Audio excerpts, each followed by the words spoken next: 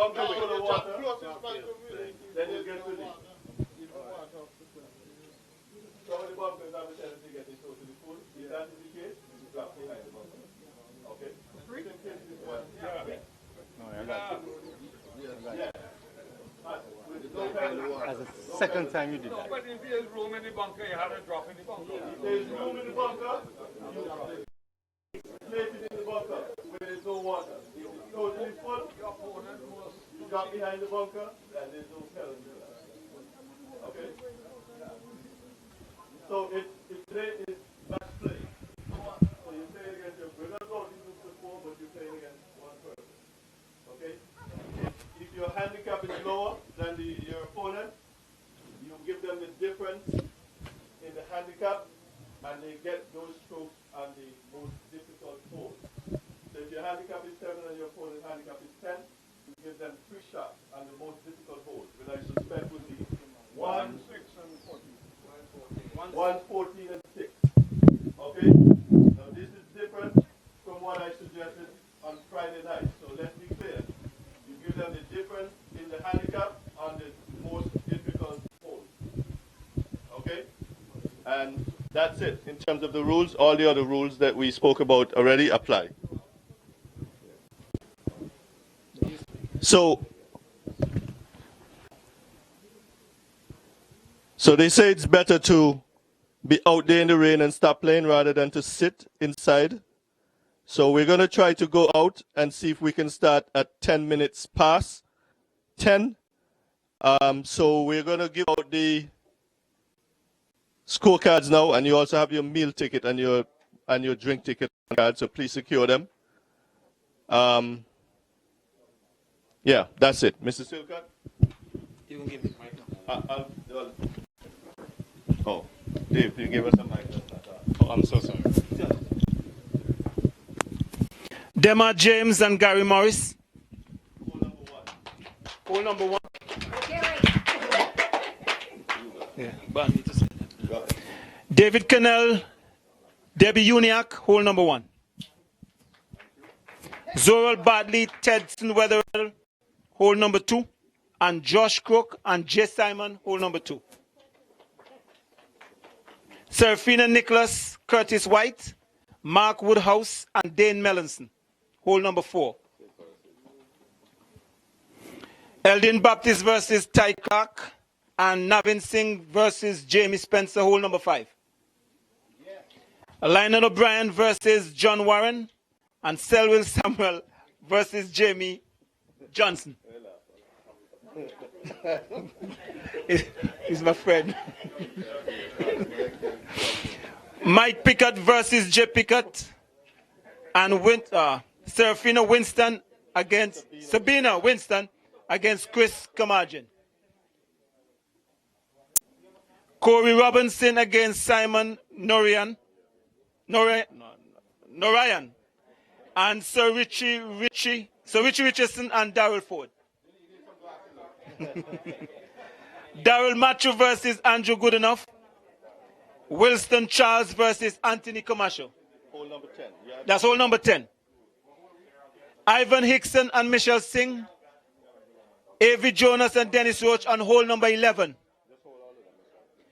Andy Hall and Dwayne Hill. Marlon George versus Dian Messiah on hole number 13.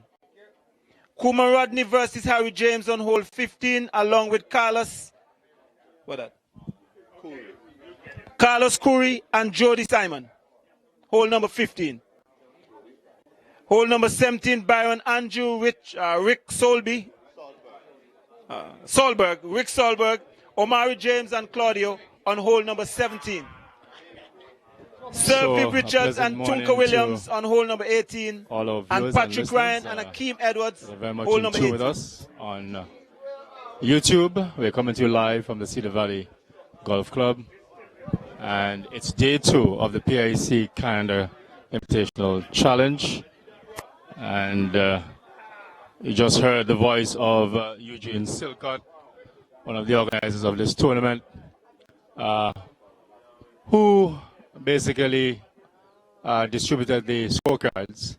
And it's all about match play today. It's mano a mano. player versus player. And based on the format of match play, it's possible that teams won't end up playing 18 holes. Because to simply put, if one player is up by many strokes on the other, it simply means that they won't have to play all 18 holes. So that's match play. And again, it's 1 point for a win and a half point for what we refer to as a halved match. So we're coming to you again live from Cedar Valley. The rain has delayed us somewhat. We're thankful for the showers. And over the past few weeks, we've been blessed with these showers that have contributed to the course being in the fantastic shape that it is, with the lush green fairways and, of course, the manicured rough.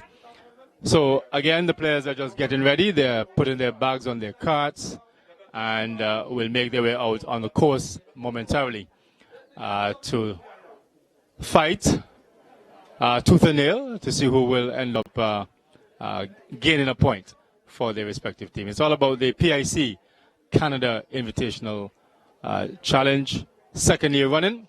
And here's hoping that you were very much with us yesterday when we provided live coverage from the Cedar Valley Golf Club. The rain is still falling, just drizzling at the moment.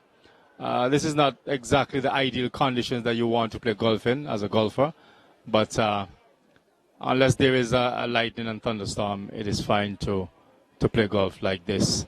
But some golfers, like myself, do not like the extra wet and sticky conditions out on the golf course, especially in the fairway. So, once again, pleasant morning to everybody, and thanks for joining us on YouTube, where we're streaming live, and Facebook as well. So my producer just indicated to me that we are now live on Facebook as well as YouTube, and that's a wonderful thing. We will share the link with you momentarily, and you can no doubt pass it on to your friends and families. It's raining. I'm not sure if it's raining across the entire island of Antigua and even Barbuda, a little bit further north from us, but wherever you might be, if you're in the confines of your living room or your bedroom and you have a device that you can access the link on the Facebook and YouTube, we're inviting you to go and have a look and have a listen to us. We'll do our best to provide the coverage for you today as the players come through holes number 10 and 18. That's where we're positioned. We're perched nicely under a tent, so we're dry. Not so sure that the golfers will experience the same conditions when they're out there as we speak. Wilson Charles, he's just making a few practice swings. He's teeing off from number 10, and as we look out in the distance, many of the cards are going to their respective holes. It's shotgun start, and teams tee off from respective holes. So today, we'll have a situation where they will tee off from all various holes, and I'll just go through the matchups for you today, and no doubt it should be an interesting day's play of golf. From the Antigua team, they're starting on hole number 1, Demar James, and he's coming up against Gary Morris from Canada. We have David Kinnell, also teeing off at hole number 1. He's coming up against Debbie Uniac from Canada. Zoel Bartley is playing against Tetson Weatherill. Now, Tetson Weatherill is an Antiguan. So you might ask the question, if you're familiar with Tetson, why is he playing for Canada? Well, simply put, the Canadians, they came to Antigua with a complement of players. Each team has 26 players, and they came to Antigua with less than 26 players. So they had to draft in a few Antiguans to fill the gap, to make up the numbers, as well as some Antiguans who are presently living in Antigua for a number of years. So that's how Tetson Weatherill got on the team for Canada. He was recruited. So we're watching Darrell, who was he had a good tee shot, just on the left side of the fairway, just nestled a little bit in the rough on the left side, but it's in play, and nothing is wrong with that. You can get it on the green from there. That's going to take a difficult second shot to get on the green, but no doubt it's possible.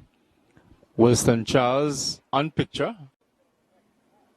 Our cameras are picking up Wilson Charles, one of Antigua's prominent golfers. And he is also teeing off from hole number 10.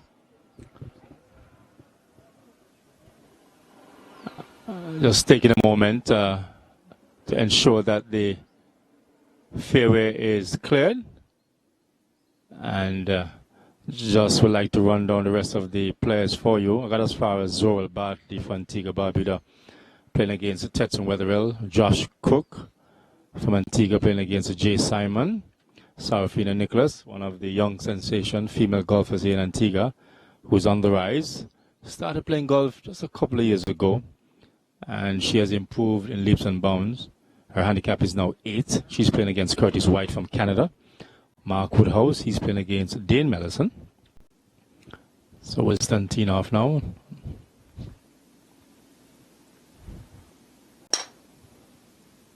And this is just on the right side of the fairway. And perhaps we'll just trickle into the right rough, but that's fine. And that's not a difficult second shot into the green at number 10. Mark Woodhouse versus Dane Mellison. Eldin Baptist, the former West Indies player, and did a coaching stint in South Africa. Now is back home playing a lot of golf, and he has also improved in leaps and bounds over the past year or two. He's a 5 handicapper. He's playing against the young man Ty Clark, who was also recruited by the Canadian team. So now we have Andrew Goodenough. He's teeing off from the white. And you may ask, why is he teeing off from the white, whereas Wilson Charles teed off from the blue, as well as Darrell Matthew, the Minister of Sports and Culture, Festival, Arts, and well, this one is struck in the air. Not a particularly good tee shot. It just flopped up in the air and didn't get far, but it's in the fairway nonetheless. Angeline Comasho, he's next. He's the captain of the Canadian team, and Antigua and Barbuda now living in Canada and using a brightly colored orange ball. Tino from the white tees.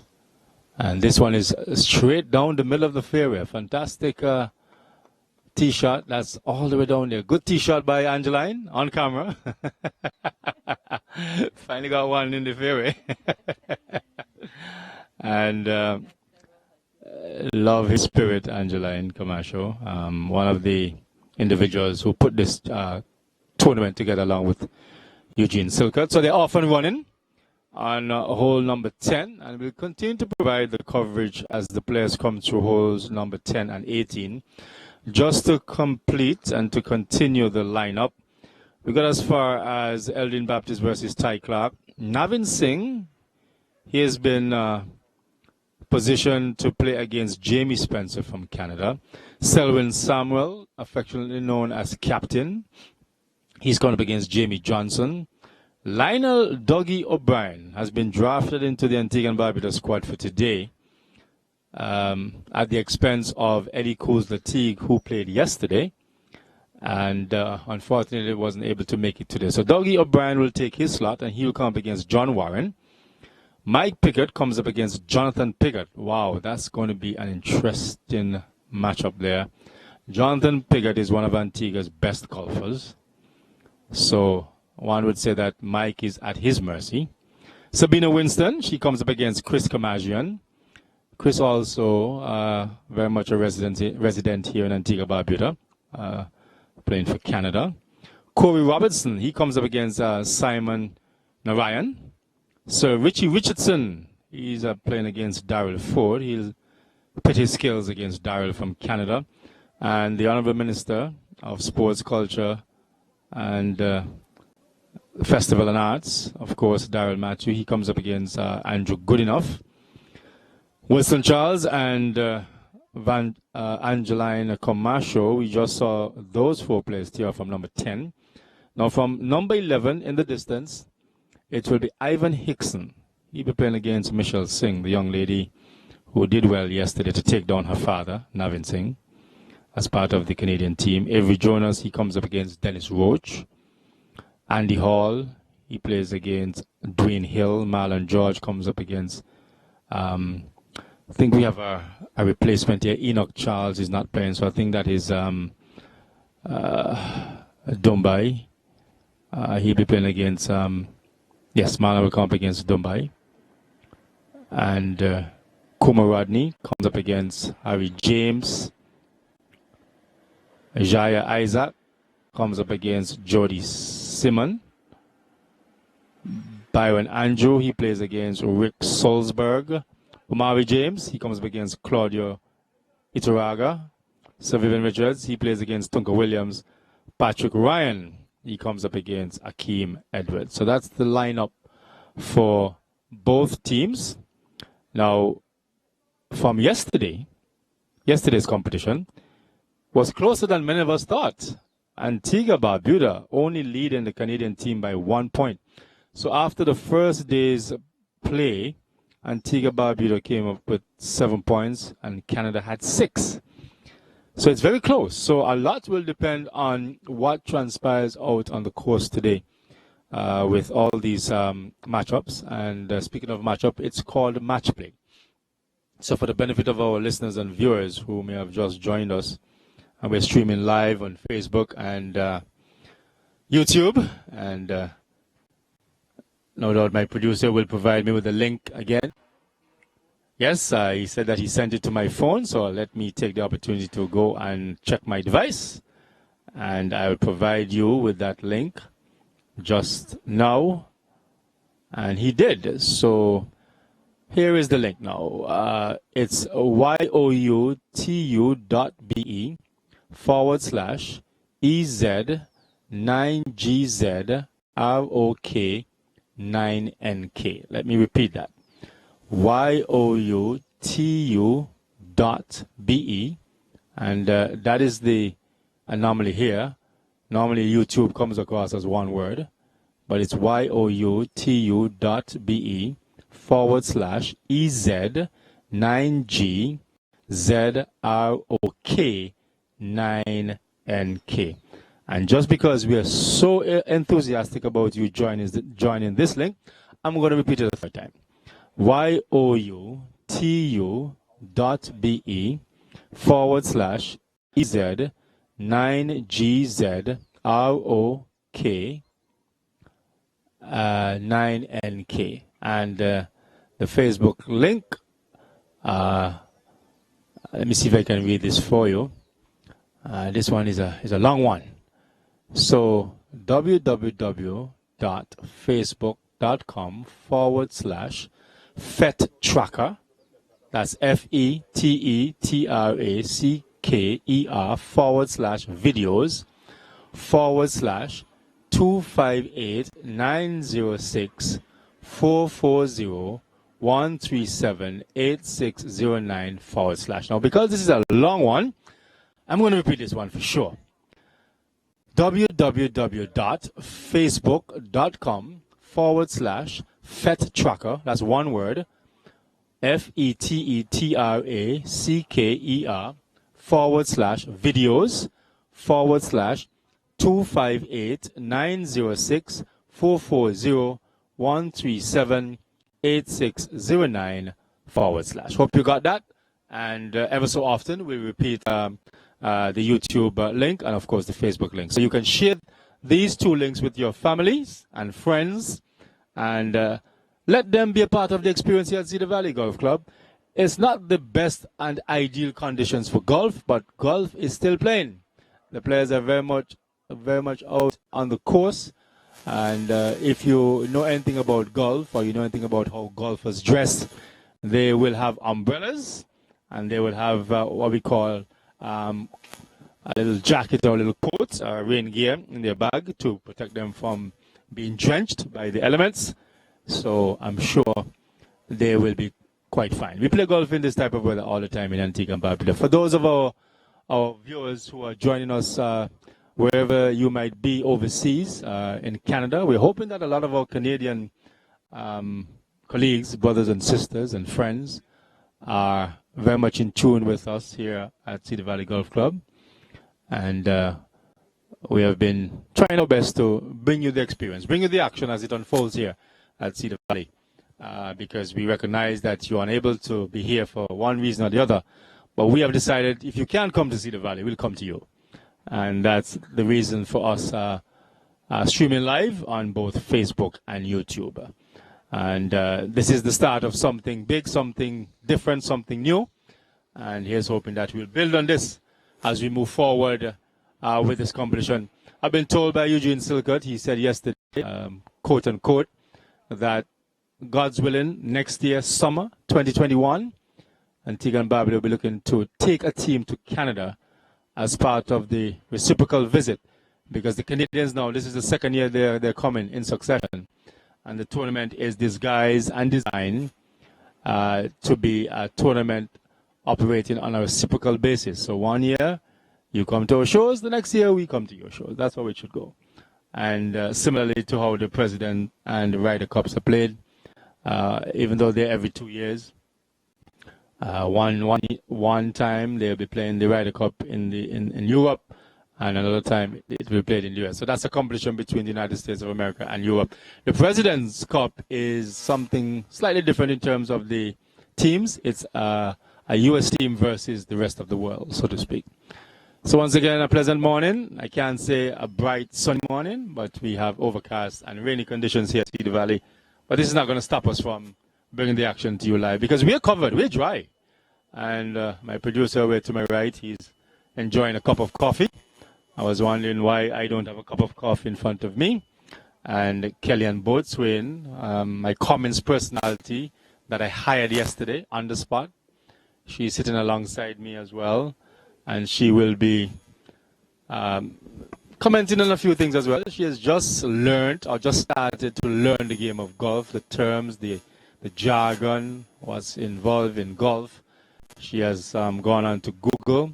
She has done her research. Yesterday she told me this Golf 101. And she has assured me that not only she's going to start playing the game, she's going to get her children involved as well, which is a good start. So I say morning to you, Kellyanne. Morning. You're looking rather lovely this morning. How are you doing? I try. You try. Yes. You don't have to try too hard, as I can see. You don't have to try too hard. Thank you so much. So how is it so far this morning? How are you doing? I know the conditions are not ideal for golf, as I've been saying, but how are you doing? You're having a fantastic time with your first experience as part of a golf tournament? Yes. I actually got a chance to speak with some of the players this morning. I spoke with the gentleman who faced off yesterday against his daughter, Navin Singh. Navin Singh, and I think his daughter's team beat them. So I was just asking him about that experience. Was he traumatized? Was he traumatized? Was he proud? Mixed emotions? To be honest, he said he was proud, but his face looked as if he was traumatized. But another person I was sitting at the table pretty much said, listen, if it were my daughter, I would be so thrilled knowing that, she's good. She has been playing now, I think, for 5 years. And how she got into the sport, actually, from what Dad said she used to be involved with gymnastics, and swimming, and she, was very good at it, won a lot of medals, and I guess she got a little bored and said, Dad, I want to try another sport. Okay, and I guess golf was that sport. And yes, so she decided, well, it was either golf or football, and he said with golf, there are practically no injuries, so he kind of just in the golf direction. So, but I mean, 5 years, she's pretty good, and she's 15 years old. We expect her to get a lot better. So far, I mean, the weather is pretty not like yesterday. It's a bit dreary. It's a bit dreary. Yesterday it was bright and sunny and humid. Yes. And now today it's overcast, wet, and I don't know. I mean, I'm actually surprised that the golfers started the game, and they're out there. I know in other sports they would have called off the tournament or something because it's not golf. With golf, unless there is lightning, because without you being a qualified scientist, Kellyanne, lightning and metal golf clubs don't go hand in hand. True. So you don't want to have a golf club made of metal in your hand when there's lightning on the golf course. So that will drive golfers off the course immediately.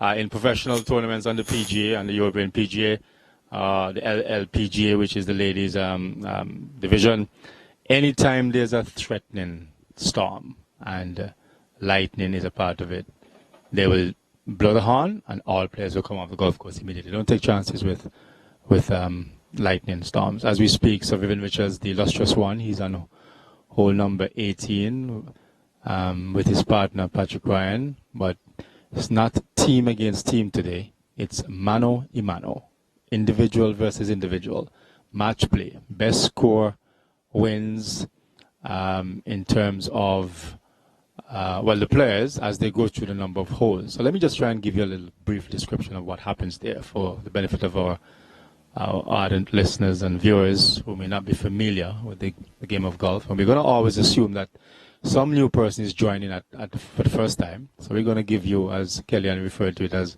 Golf 101. I am not so sure I can get up all the way to 101, but I will try my best to at least get to 1 or 2. Now, in terms of match play, which is today's format, what happens is that each player plays his individual ball. So you have 4 players in a group, 2 from each country. So 2 Canadians playing against 2 Antiguans, but you're playing your own ball and you're playing against your opponent from the other team. So for instance, Sir Vivian Richards has been matched up against Tunka Williams. Now, those 2 are playing against each other. That's a good putt there from the Canadian player. I'll tell you who that is. I'll just try and pick up his name from my list here. That is Akeem Edwards. And Sir Vivian is playing against, he's in picture now. And yesterday he was using an orange ball, today he's using a yellow ball. And that's Sir Vivian Richards there, now putting. Looks like just about a 3-foot putt. And right in the middle, never a doubt. Never a doubt. So that's a good putt there from the great man himself as they come off of hole number 18 from the 18 green. So just to continue with what I was remarking about the format. So Kellyanne, what happens? Again, they play their own ball, and it's Sir Vivian. He has been matched up against Tunka Williams. So all Sir Vivian is concerned about is Tunka Williams. Yeah. Nobody else. Doesn't matter who is riding on the other card. He's not concerned about that. And all Tunka Williams is concerned about is Sir Vivian Richards. He's playing against Sir Vivian. Patrick Ryan is coming against Akeem Edwards. So they now are matching up against each other, right? Yeah. So that's understood. So Patrick Ryan against Akeem is a pretty contrasting situation because they're both businessmen. Mm-hmm. One is senior, one is junior. And I mean, it's pretty interesting to see how that one will turn out. I'll tell you this, Kellyanne. Since you made that analogy, Patrick Ryan, in terms of handicap, he's a 9. Akeem Edwards is 11. Now, you made reference to seniority versus a junior player. Now, Akeem Edwards, I understand the word junior that you were using to refer to him. Now, he most likely, if we were to categorize players, he would fall in the men's category. Now, there are similar handicaps in terms of skill set. So Akeem is 11 and Patrick is 9. Now, notwithstanding Patrick is a senior, where you try and nullify the advantage that Akeem Edwards may have is that Patrick Ryan tees off from the white tee and Akeem has to tee off from the blue tee. So Patrick gets a little bit of an advantage by teeing off a little bit closer to the hole, basically, in terms of that reference. Now, just to continue with what happens when each player comes up against the other. Now, if Sir Vivian, now I don't know what happened there on that hole number 18 in terms of who won the hole. But if Sir Vivian's score was better than Tunka on that hole, and that is the first hole they're playing, and Sir Vivian Richards won that hole, he would have gone what we called and what we referred to as one-up on his opponent. So one hole completed, and because Sir Vivian's score was better. So for instance, Tunka could have scored a 5 on a par 4, and Sir Vivian could have scored a 4 on a par 4. What that simply means is that scoring the hole with 4 shots, you par the hole. Scoring it with 5, remember I said to you yesterday, the higher the number, the worse it is? Right. So if Tunka scored a 5, then it simply means that he would have bogeyed the hole, and by virtue of him scoring a higher number, Sir Vivian just won the hole. So he would have gone 1 up. Now they go to the second hole and they start playing that hole. If Sir Vivian Richards wins that hole, he goes 2 up, and 3 up, and 4 up. Now that is one direction that you're moving in. If Sir Vivian Richards, and as we speak, the showers are coming on a little bit heavier now. So he's hoping that the golfers out there are taking every single necessary precaution to stay dry. And let us talk about the reverse now. Let's say they go to the second hole and Tunka Williams wins that hole. Then the match is what we call all squared. Okay. So like a tie. Right, it's a tie. So they're starting from scratch again. So they move on to the next hole. Yes. So when you finish, you want to have won more holes than your opponent. Okay. In simplistic form, that is the objective. But if Sir Viv won 2 consecutive holes, He goes 2 up. He's 2 up, and if Tunka Williams, Tunka Williams wins the third one, it's 2-1. no, it's back to 1 up. It's back. So what that third hole with Tunka winning means is that he has just taken off one of. Point from Yes, Viv. he has reduced the deficit, so to speak. Okay. So instead of 2 up, it's now 1 up. Now, if they move on to the fourth hole and Tunka Williams win that hole, it now goes back to all squared. Got So, that. so Viv's intention is to keep putting the pressure on Tunka and keep winning holes. Got that. That's the objective. So it's not about counting the final score at the end of the day on the hole. Because if you have played already 4, 5, 6 shots on a par 4, and your opponent is on the green after 3 shots, as part of golf etiquette and courtesy, if you realize that you've already played 4, 5, 6 shots, and your opponent again is on the green having played 2 or 3 shots, then you should realize that depending on how close your opponent is to the hole, he's not going to take 3 or 4 shots to get the ball in the hole. True. So what we now look at is what we call concession. So Tunka may say to Sir Viv, look, you're on the green in regulation, which means that on a par 4, he took 2 shots to get on the green, right? I'm trying not to give you too much. Too much at this. Yeah. I'm trying not to give you too much because it will confuse your brains a little bit and you start to get a headache and all that kind of thing. But essentially, that is the rule of golf in terms of match play and a courtesy where you say, you know what, I'm not going to take, or I'm looking at my opponent and say, he's not going to take 3 shots to get that ball from where he is in the hole. And because I've already played so many shots, I'm going to concede the hole. And when you concede the hole, what it does is that you give your opponent win on the hole. I understand concession. It's Yes. like elections. Yes. So your opponent is ahead of you. You just accept defeat. Accept defeat. And in that case, you accept defeat on just that one hole. Okay? Not the full game. Not the full game because you're early in the ball game. Conceding now, the match, is when you would have played more holes, but let me explain this. Not only played more holes, but you have played so many holes that based on the number of holes left, you have no chance to catch up. So you concede the game. Got it. Right, concede the match. As we speak, oh my, it's coming on a little bit heavy now. This is going to be from the forecast we heard and from looking at the satellite imagery. There is an extensive cloud cover over Antigua and Barbuda. We thought it was dissipating a while ago, but it has picked back up in terms of its intensity. And at the moment, we may have to pull back our positions a little bit. Just don't want to make sure that the rain doesn't. In terms Looks of like we'll be okay. And I don't want this expensive bag you have here, Kellyanne, to get wet. It's Gucci, is it? Or is it Prado? cousin.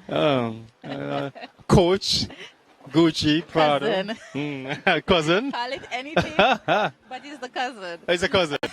Oh, it's not first relation. No. Oh, okay. But you were mentioning about the older senior players, Yes, the senior as players. well as the men's players. Yes. The men, they stay on the blue T. tee, Yes. and the seniors. T off from the white. Tee off. Seniors and super seniors. What age? At what age do they? Very consider good you a question. Very senior? good question. Once you have turned 60, you're a senior. Okay. And then I think from 65 upwards, you are, no, let me back up. I got it the wrong way around. Once you have turned 50, you're a senior. Okay. Once you have turned 60, you're a super senior. So you are under white. I have the option of playing off of anyone I feel like, because I am a senior. So I can play off of the white if I want, and I can choose. Yes. Choose. But No. they also said that the women Play off the red tee, right? That's standard. That's standard through the world of golf. I don't think I would want to take that advantage because it's so much closer. Well, let's put it this way. As a female golfer, you don't have a choice. That is where you are required to tee off from. Okay, so you don't have a choice. So you, but not only that, Kellyanne, if you can tee off from a tee box that is closer to getting to your final destination, why wouldn't you take that advantage? Because I'm not like that. Okay, well, you're not like that, but the female golfers will want to take that opportunity. Pretty much, you're saying that. Well, how I interpret it, outside of the game and the rules, is that I have an unfair advantage over the men. No, that's not. That's. You might be the only female that looks at it like that, because all female golfers will tell you, hell yes. Yes, they want to have. Because let's be honest and let's be practical. In terms of, it has nothing to do with discrimination or trying to demean the ability is a physical. Yes, I mean a woman is built differently to a man, and it is expected and understood in most situations and circumstances that a female golfer would have a little bit more difficulty teeing off from a tee box that is going to create a longer distance for her. Sure. Because let's be honest, they don't hit the ball as far as the men, right? Now, that's on an average. That's when you're speaking generally. But I know some women who definitely hit the ball further than some men. Wow. So let's get that clear, right? So it's about your skill set and that type of thing. So, yes, some of the golfers, they're coming in with their umbrellas. And this is exactly what you have to do. Make sure that you're dry. So, yes, and... One thing I heard, the president of the Golf Association, Mr. Avery Jonas, was speaking about this morning was the bunker, the rules governing the bunkers. Yes. It's bunkers, you call it, right? Yes, bunkers, yes. And he was saying... I hope the camera didn't pick up that. I was on camera. I hope the camera did not pick up that. So I'm okay. If I'm we're okay. having a challenge in the dry area. Yeah? Yes, guys, that's what we call real and live television. I'm okay for the world who saw that. I'm okay. Yeah. I missed my mark. I was trying to sit down. I'm going to put that on replay. I hope my producer can edit that out of the feed. But I'm okay, guys. But on a serious note, as we speak, the rain is really pouring down now. And would they be inclined to calling them back in? That is a good question. Depending on how severe the weather gets, how much it deteriorates. They may call them in for a little bit, to get a little bit dry. So this is Byron Andrew. Byron, yes, that is part of the Antigua team, and he is in the bunker. So I was saying this morning I heard Mr. Avery Jonas speak about some new rules, or I guess it's rules that apply to rain and the bunker. Actually, those rules were in play yesterday as well. Yeah, because it was still wet. Even though it wasn't raining, the conditions were still wet. But what he's basically saying is that you can lift clean and place, which means that if you're in the bunker, when you go in there, you can lift it, clean it, and position or reposition the ball 1 foot on either side of its initial position. When you say clean the ball like... with your towel, clean it. A very clean ball is always the best thing. You don't want mud on your ball. You don't want any sort of a sediment or anything of that nature on your ball. you will need to ensure that your ball is clean at all times.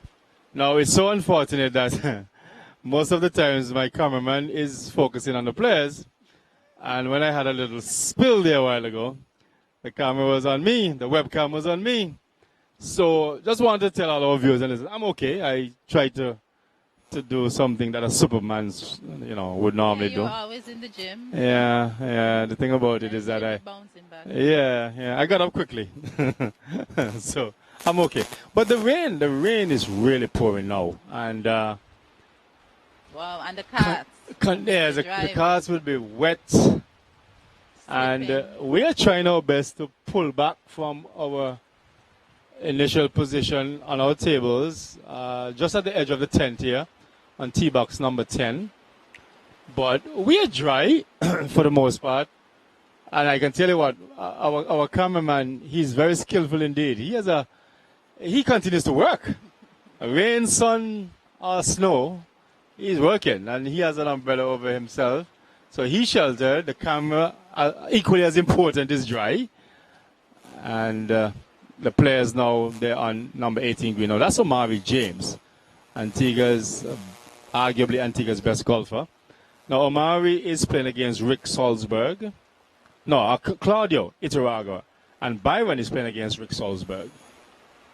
Now, Omari is one of those players that rain, snow, sunshine, he will play well. And one of Antigua's, as I said, he's not the best golfer here. So, Kellen, I hope you understood my explanation earlier when I tried to explain what happens with match play, player versus player. So I'll tell you this, just to give an idea of where a match could end, in terms of which hole a match could end, right? Now, let's say, for instance, that Omari, who is matched up against Claudio Iturragua. Let's say that Omari is 3 up, okay, on Claudio, and they're at hole number 15. Okay. Now, 15 means that there are 3 holes to go. If after hole number 14, Omari is 3 up on Claudio, no, it does make sense. They have to go to 15. Okay. Because at 14 there are 4 holes. Yes. So it stands to reason that, let's say for argument's sake, by some miracle, Claudio wins the next 4 holes.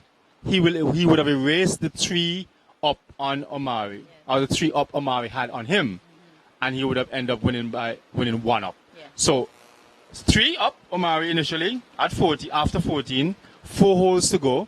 Claudio comes back, wins all 14 holes, and it means that he raised the deficit of 3, and he would have beaten him 1 up. Let me explain the other way around now.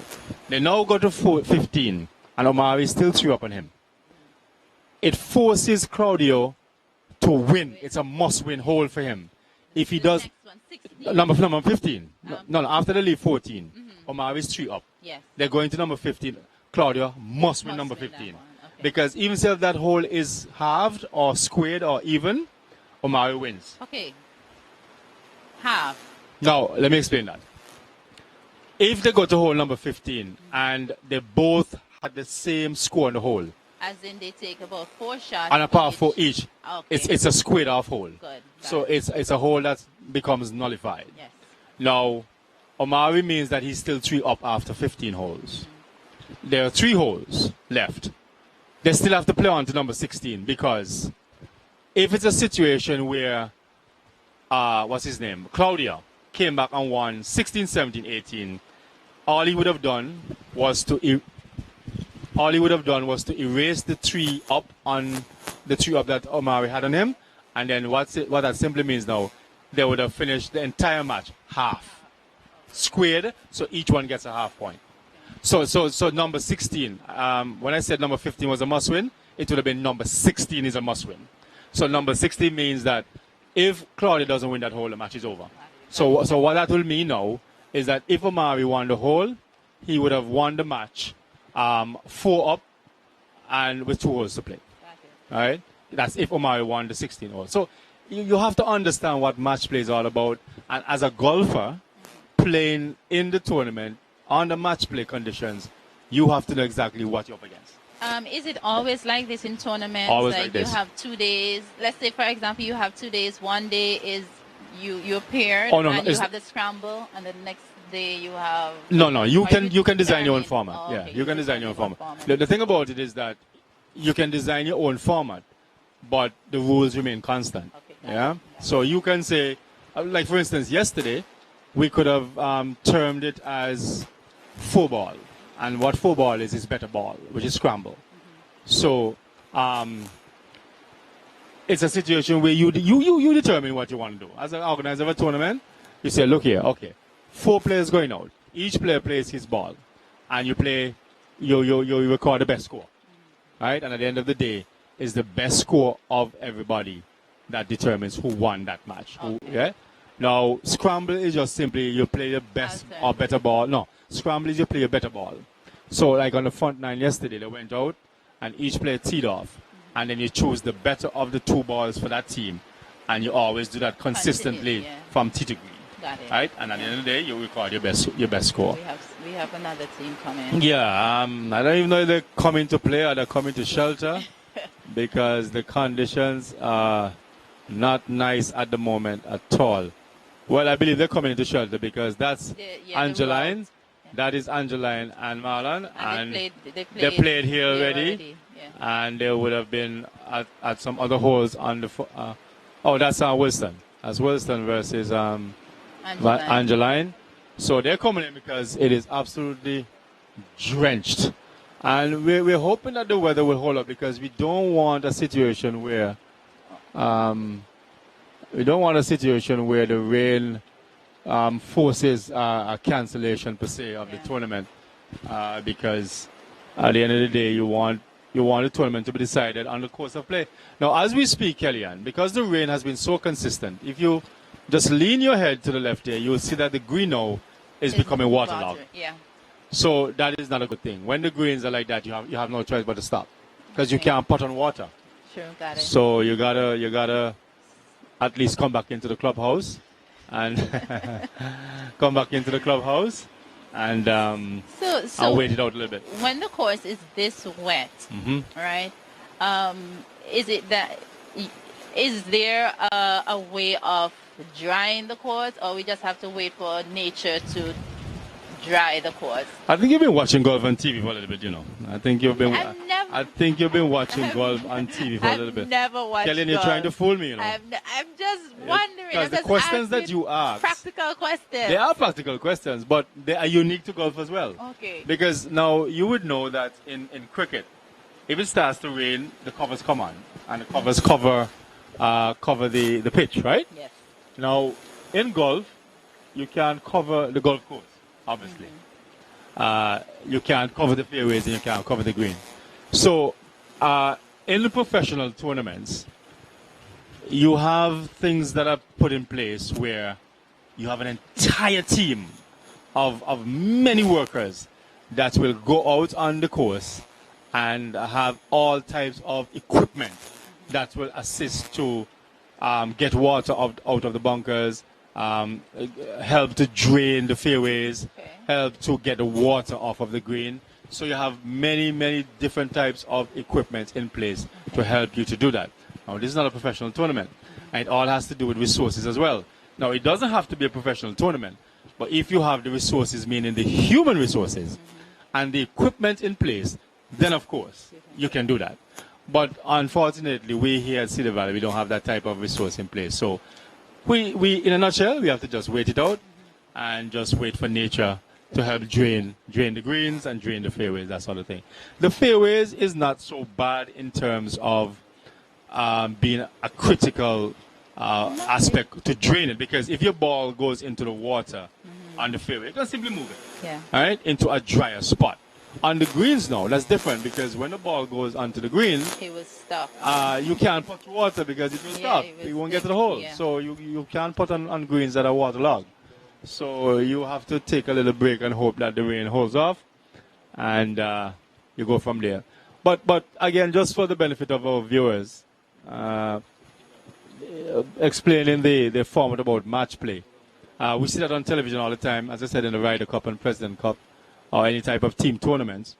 And whenever you see a match is over and you see the score comes up on the bottom of the screen, and you're seeing, okay, he won 4-2. So you're trying to figure out, what does 4-2 mean? Means that he was 4 up with 2 holes to play. 3-1, he was 3 up with 1 to play. All right. If if it was a massacre, the numbers increase. So it could be 5 and 4. Could be it could be 6 and 5. The highest margin of victory I saw, let me see, was 9 and 8. 9 and 9. It can't be 9. I think I've seen 9 and 7. I think 9 and 7. Because the thing, if you're 9 up with 7 holes to go. Well, yes, if you're 9 up with 7 holes to go, Yes. you can draw even. Yeah, You get me? true. Because 9 up could have meant that the first 2 holes were even.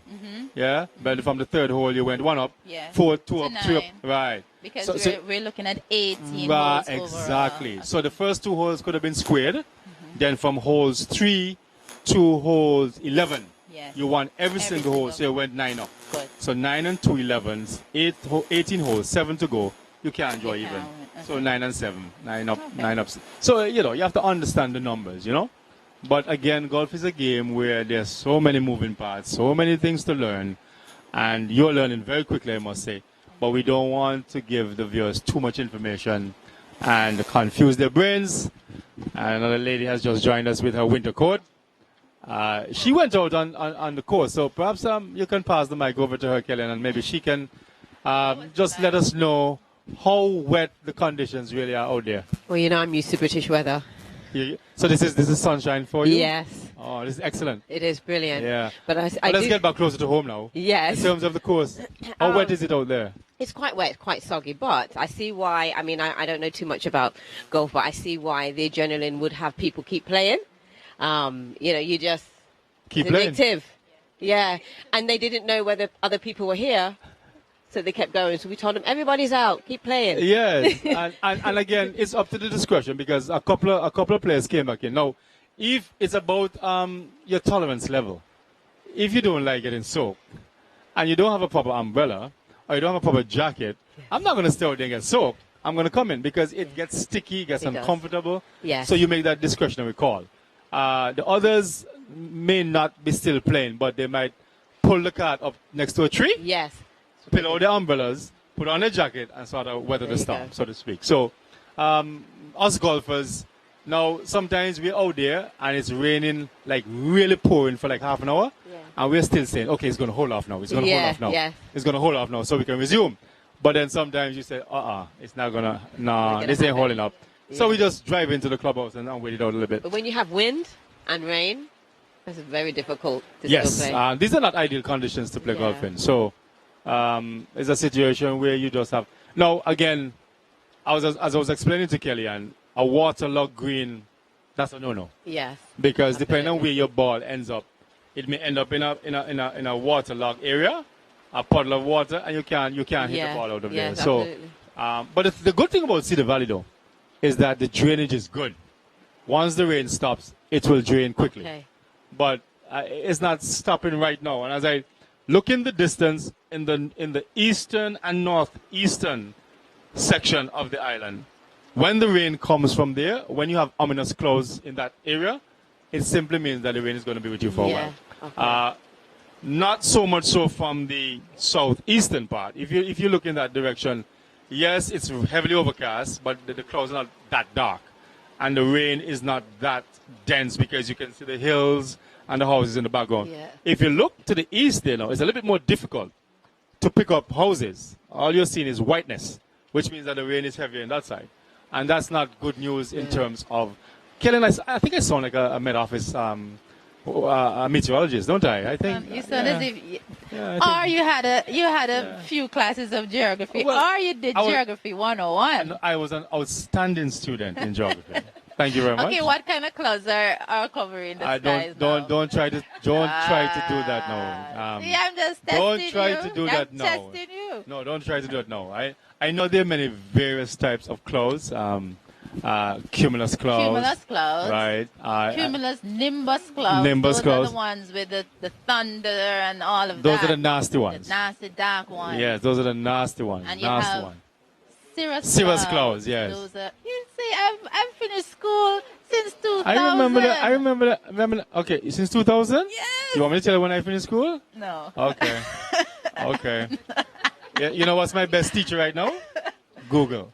Yes, that's That's true. my best teacher right now. Man. Oh my! And the good thing about it is that what my old brains don't remember, I go to Google, I ask Google a question, and she spits it out for me just like that. True. I mean, I have a Samsung phone, so I speak to Google. You have an iPhone? Yeah, iPhone. Oh, so you guys Siri. speak to Siri? Yeah. She's very rude though. Extremely. And sometimes Siri comes in the form of a male and a female. Well, right Yeah. now I have Alexa at home too, and I have Samuel L. Jackson. But you know, I have to You have Alexa as well? Yeah, I have Alexa, and my kids always like, Alexa, Alexa. play Baby Shark. Alexa, play this. I'm so fed up of Alexa. I just either plug her out, or there's a button, a red button there. You talk to her, she does nothing. But the Samuel L. Jackson Alexa voice, you have to make sure it's kids friendly, the kids friendly version, because you'll be cussing on there. Yeah, so there's another group coming in.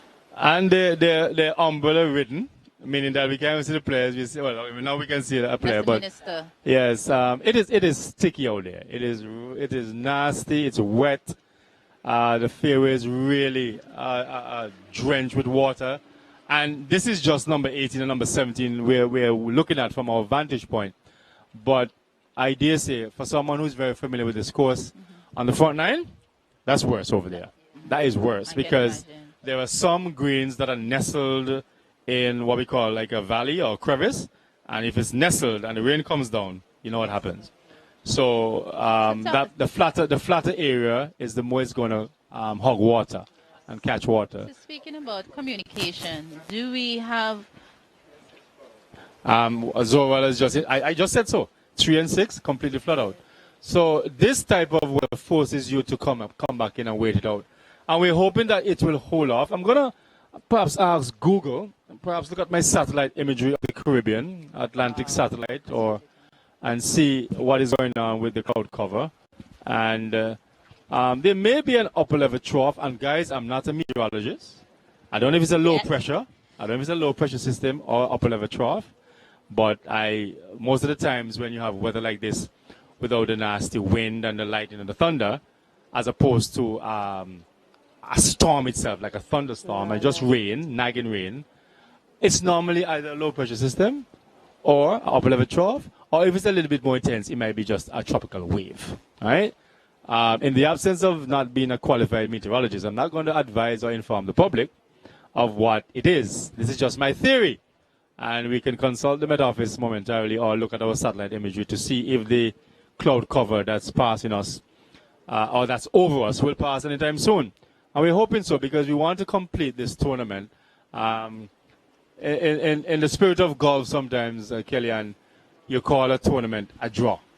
But I don't think these players want a draw here today. They're out for blood. It's all in the spirit of camaraderie and fellowship and all that.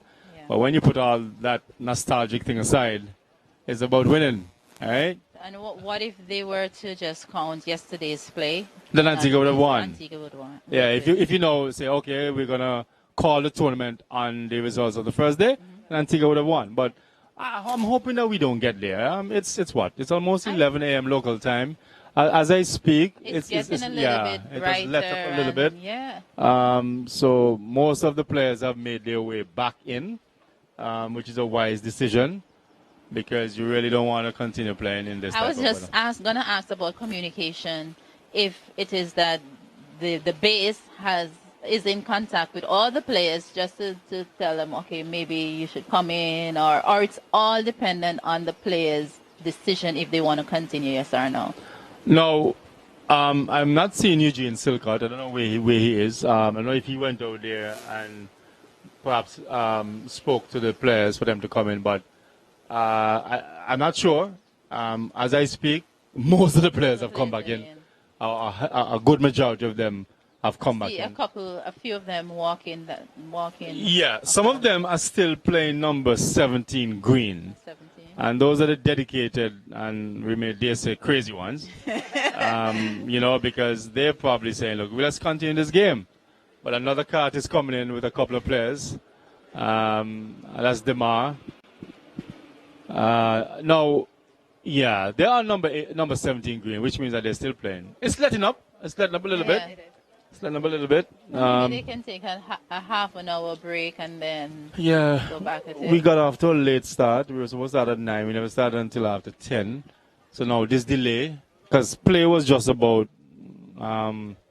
an hour long before the players started to come in. So I'm not so sure what will happen, but we just have to wait it out and see. We should bring over a couple of the players and we'll get some feedback from them a little bit. I think after they take a sponge or something, a towel or something, and get a little bit of water off. But just for the benefit of our viewers, I'll just go through what transpired yesterday in terms of the teams who won, who lost. Now, Josh and Ivan Nixon for Antigua defeated Jamie Johnson and Jody Simon from the Canadian side. Demar James and Eddie Kuzla-Teague defeated Anthony Camacho. That's Angeline Camacho and Daryl Ford. So those were 2 points for Antigua. Curtis White and Dennis Roach now came back and defeated David Kinnell and Mike Pickett. So that was a point for the Canadian team. Michelle Singh, that's Navin Singh's daughter we were talking about earlier, who defeated her father's team. So Michelle Singh, and to Michelle's credit, she was teamed up with one of Antigua's best golfer, Jonathan Pickett, who was playing for the Canadian team, and they defeated Navin Singh and Patrick Ryan. Jay Simon and Simon and Ryan went on to the team of Zoel Barkley and Avery Jonas. So that was a point for the Antigua team. What I'm hearing is that this was the biggest upset. They had the biggest margin. Of victory. And Avery will boast about that. Today, tomorrow, next week, and I dare say next year. Dwayne Hill and Chris Kamajian, they took down the very, very formidable team of Sir Vivian Richards and Selvin Captain Samuel. I think Selvin had many challenges yesterday. From what I heard, he's usually a very good player, but he had some challenges yesterday. And when you're playing as a team, welcome to the game of golf. And when you're playing as a team, I mean, you have to. It's a team effort. It's a team effort. It's a team effort. Sometimes you depend on your partner. You depend on your partner. So sometimes if your partner is having a difficult time, puts that a lot of might pressure on you. Puts a lot of pressure on you. That might affect your game, and you might have to do a little bit more, or it can negatively affect you. That's true. Yeah. Now, what I can tell you is that having spoken to Selvin Samuel, even though the rules were explained prior to going out to play, he had a different picture in his mind of what was required out there. Okay. He thought that they were playing hole by hole, similar to match play.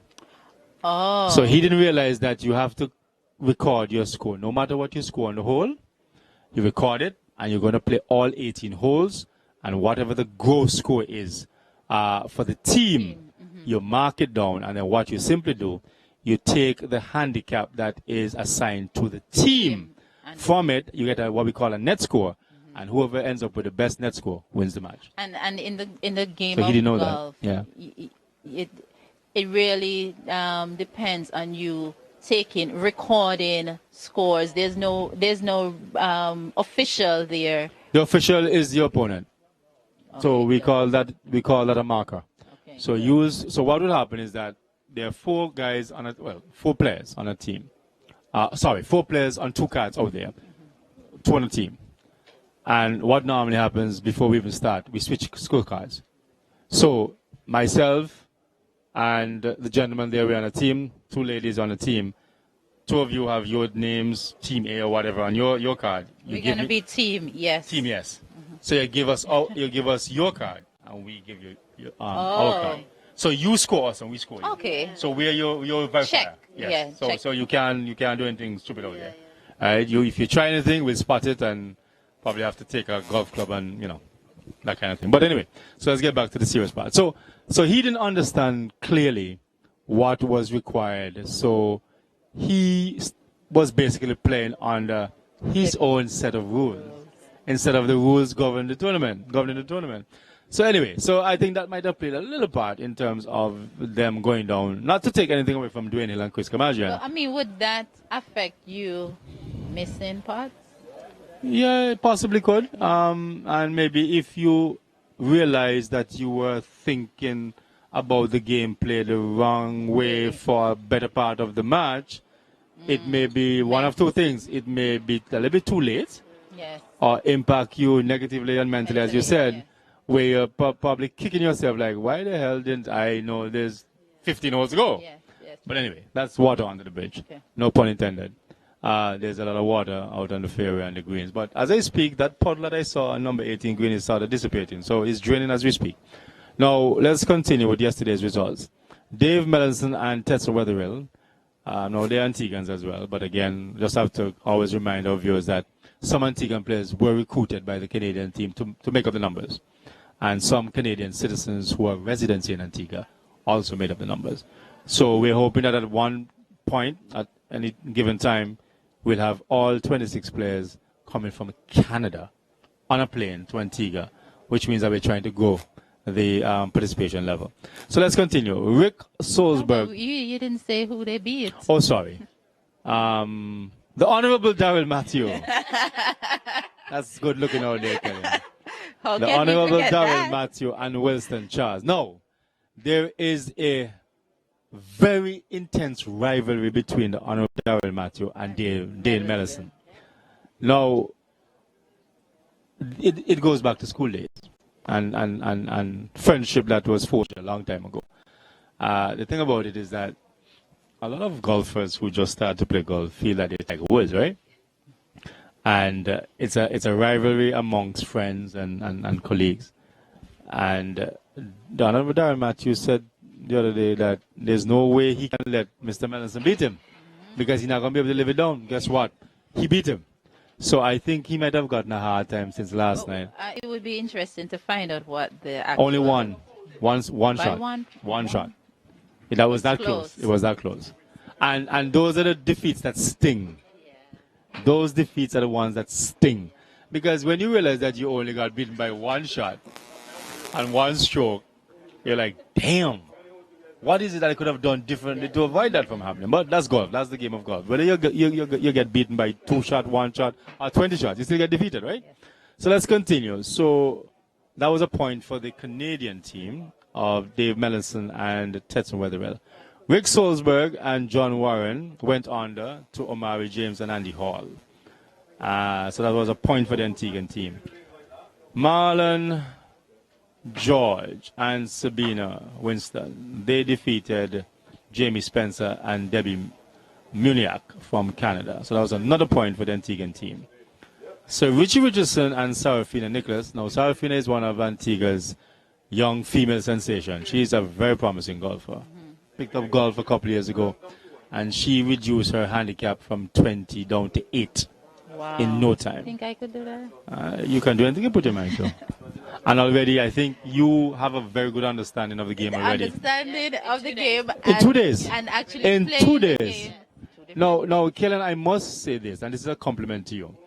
I would not have requested somebody like you to sit beside me if I didn't have the confidence in you that you would do a good job. Oh, thank you. And it has nothing to do with the fact that you just started learning the game. You learned very quickly, and you asked the relevant and the right questions. So I could not have desired a better. You have to let everybody know you asked for me to come. No, I didn't. No, I didn't. I didn't ask for you to come. I said I want her to come. Oh, okay. There's a difference. Okay. I didn't ask you. I told him I'm not doing it unless Kellen is with me. Aww. So that's a testimony to your research and the questions that you've asked already. Very, very, very good. The rest is easy. Just pick up the golf club, go there and swing it and hit the ball. You're good to go. Let's continue. So Richard Richardson and as I said, Sarafina Nicholas, they defeated Akeem Edwards and Claudio Itarago. So that was another point for the Antiguan team. Gary Morris and Enoch Charles took down Corey Robinson and Byron Andrew. So that was a point for the Canadian team. And Harry James and Andrew Goodenough, playing for Canada, they defeated the team of Catherine Woodhouse and Mark Woodhouse. So that was a point for the Canadian team. Tunga Williams and Ty Clark, they went under to Ellen Baptiste and Leon Kuma Rodney. Now you add all those up, and all it simply means is that Antigua and Barbuda walked away with 7 points yesterday. And I didn't think it was going to be this close. Now Canada racked up 6 points. Yeah. So we came into today's proceedings with only 1 point separating both teams. Yeah. Now, everything depends on what happens here today, and we're really hoping. Listen, we need the rain. We appreciate the rain. We love the rain. But we're just asking it for you to hold up just a little bit so we can complete this tournament. And so we can rightfully claim who is the winner. And we'll see what happens. From last year, I heard the score was 7-3. After the first day. After the first day. Yeah, it was. The margin was a lot wider. So that's probably showing. That's probably showing a lot of improvement with the Canada team. And well, if I'm to be fair and objective, I would say this as well. Some of the players that the Canadian team recruiting are very good players from Antigua. Yeah. But we won't happen that too much. At the end of the day, golf is the main winner. Yeah, it's all about the relationship, the fellowship, the building of these types of long time relationships, because networking is such a wonderful thing. With the advent of social media, and right now we're streaming live on Facebook and YouTube.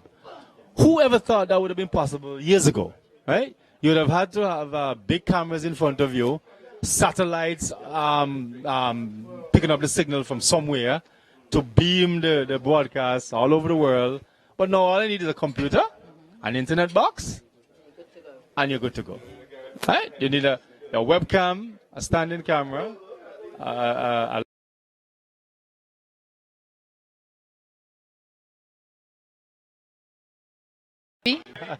but I don't suspect you're going to be doing well as well. So yeah. I really suspect. I was thinking to interview Melanson. Where is he? Dave Melanson. Yeah, come here. Let me have a quick word with you. Give him the mic there. Hold up the mic. We were remarking earlier. We were going through the matches yesterday. And we were saying that you and the minister have this intense rivalry that has developed, especially in recent times. And I did hear him say that he can't afford for Dave Melanson to beat him. Now, your team edged him out by one shot yesterday. Tell us about the experience and about this rivalry that you have with the minister. Oh, the rivalry? Yeah, well, there's not really a rivalry. Yeah, it's just. But that's not what I heard. It's just two good friends having fun. It's only a rivalry when the other person can win. Oh my. Ouch! Shots fired. If it's one person winning all the time, then shots really fired. Shots fired. But you see, you said it so nicely. A rivalry exists when the other team or other player has a chance of winning, and you're basically telling me that he has absolutely no chance of winning. None whatsoever. Oh my goodness. Where's the minister? I need to get the minister here. I think he went back in the bar. He saw me coming, so he left. Yeah. Let's put it so he does everything in his power to try and avoid you. Yes. Oh, after yesterday, we made the turn. Yes. He was very confident, and then once we got to the front side, it was all downhill. So was there a little bit of trash talking out there? Oh yes, it was a lot of trash talking. Yes. There was a lot of trash talk because my partner, as well as his partner, they have their own little beef going on.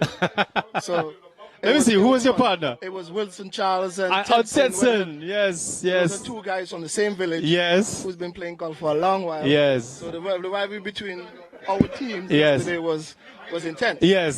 So it wasn't just team rivalry; it was individual rivalry as well. So it was intense all throughout. Yes, it was. It was good fun.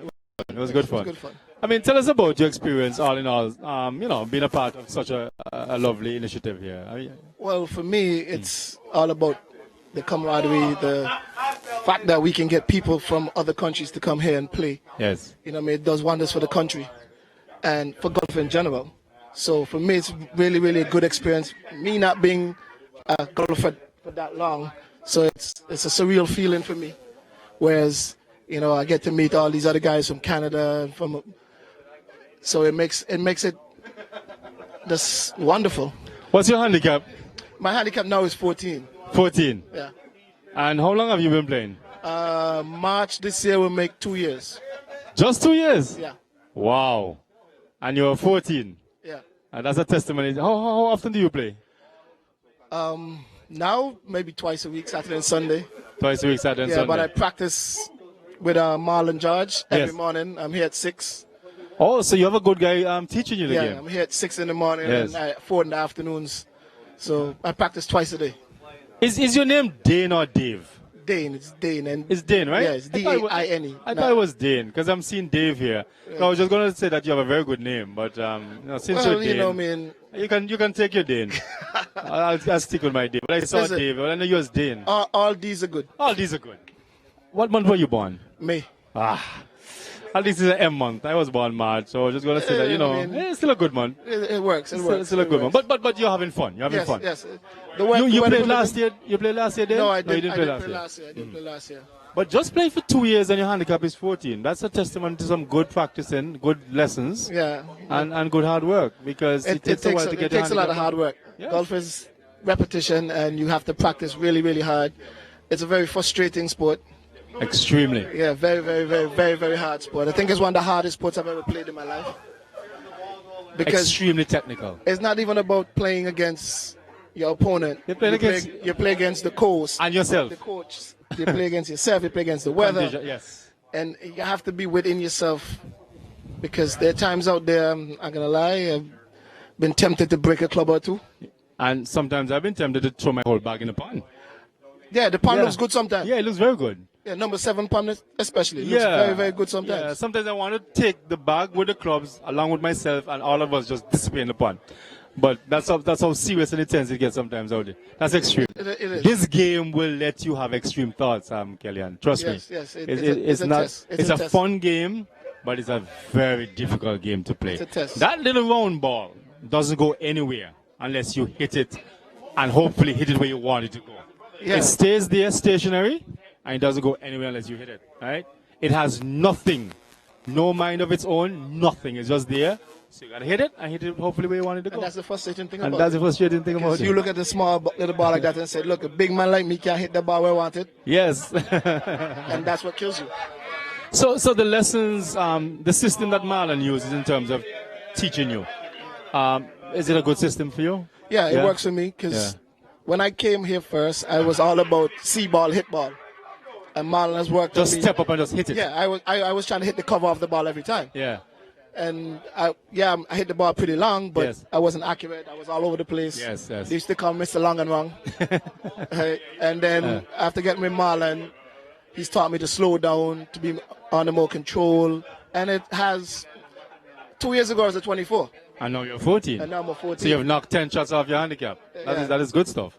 I mean, like you, I don't play that often. I would love to practice more often. I don't have the time, but I come out and I play a lot of golf in my mind. Because, you know, a lot of the golf is played from the shoulders up. Yep. And most of us sometimes don't have that head on our shoulders on, right? Yeah. So a lot of the game is played like that. But it's a situation where if your whole mechanics and everything about your mind and body is not right, you're just out there, just Like out what there. Coach saying. Marlon I like to tell us is golf is played in a circle, Yes. a hula hoop. You are in control of your immediate circle. Yes. Once you hit the ball does what it wants. Exactly. You have And- no control over that part of it. And for those 20 seconds when you process that thought to hit the ball, that's it until you set up over the ball again for Yep. another 20 seconds. So The rest you of it is just walking off. So you can't let the shot affect your procedure. So you have to do the same thing over and over. Get to the ball, line up, take your practice swing, stay focused, and finish. Where the ball goes, that's basically up to what you do in your time slot, and hope for the best after that. What's the favorite club in your bag? Which is the club that you say look at and you take out an insurance policy in it? I don't want it. Okay, we can play golf together then. A 4-iron. That's my favorite club. Yeah. I will take my 4-iron out my bag before I take my driver. Because that 4-iron is going to get me straight down the middle. It might not give me the distance, but sometimes I don't hit my driver as well as I should. So I have more confidence in using the 4-iron and put it in play. And sometimes I'll hit it just as far as the driver, because I don't hit my driver long. Oh, well. So, you're a long hitter. But I'm just saying that the 4-iron for me is a more comfortable club. And I would prefer to use it. And I can use that 4-iron to play a variety of shots. I can play full shots, 3/4 shots, half shots with it. I can use a 4-iron to play a par 3 150 yards long. Yeah, but then that's it's just about the conditions. And yeah, and that's with Aldine Baptist. Yes. He's an iron guy. He's an iron guy. He loves the iron. Loves the iron. Lately, I noticed that he started hitting his driver. I realized that. Yes. But it's just over time. But he still when all else fails, he still goes back to the iron. He will pick up a 3-iron or a 2-iron and hit it long. I've seen him do it quite a few times. Yeah, I've seen Aldine use a 7-iron and hit it 200 yards. Yeah, easily. I hit my 6-iron 210. Wow. You hit the ball long then. Yeah. So I have to worry about you come Antigua Open next month. Well, you're 14 handicap. You and I might be in the same category. We will be in the same category. So I have to mark you. No, you don't have to mark me, man. Don't worry about me. Don't worry about me, man. Don't worry about me. Hopefully, I think the new handicaps are coming out soon, so I might be down to a 12. Yes, I might be down to a 12. I might be down to a 12. Well, let's put it on a serious note, Dane. The objective is to get your handicap as low as possible. That is how you measure your improvement and your skill set. My aim for this year is to get it to single digits? To get it to single digits. If I get to like a 9 or a 8, even a 7, I'll be happy. I'll be very happy. And it doesn't matter if when you get there, you have to now compete with the big boys. No, I want to compete. You want to compete with the big boys? I want to compete with the big boys. Yes. You want to take on a few of them? Yeah, I want to be able to sit down after a round of golf with Mr. Baptist, Viv, even the Wilson Richie, the Tetsons, the Tetson, the Marlon Georges, and have drinks. And every now and again say, have you under my belt. And all you need to do is to beat them just once. Just once. Just once. When you beat them once, you let that one soak for a while. All right. Thank you, Dale, for having a chat with us. Really enjoy your time with us here. It's obviously a situation where, well, as we speak now, the rain has gotten a lot lighter. It's still drizzling.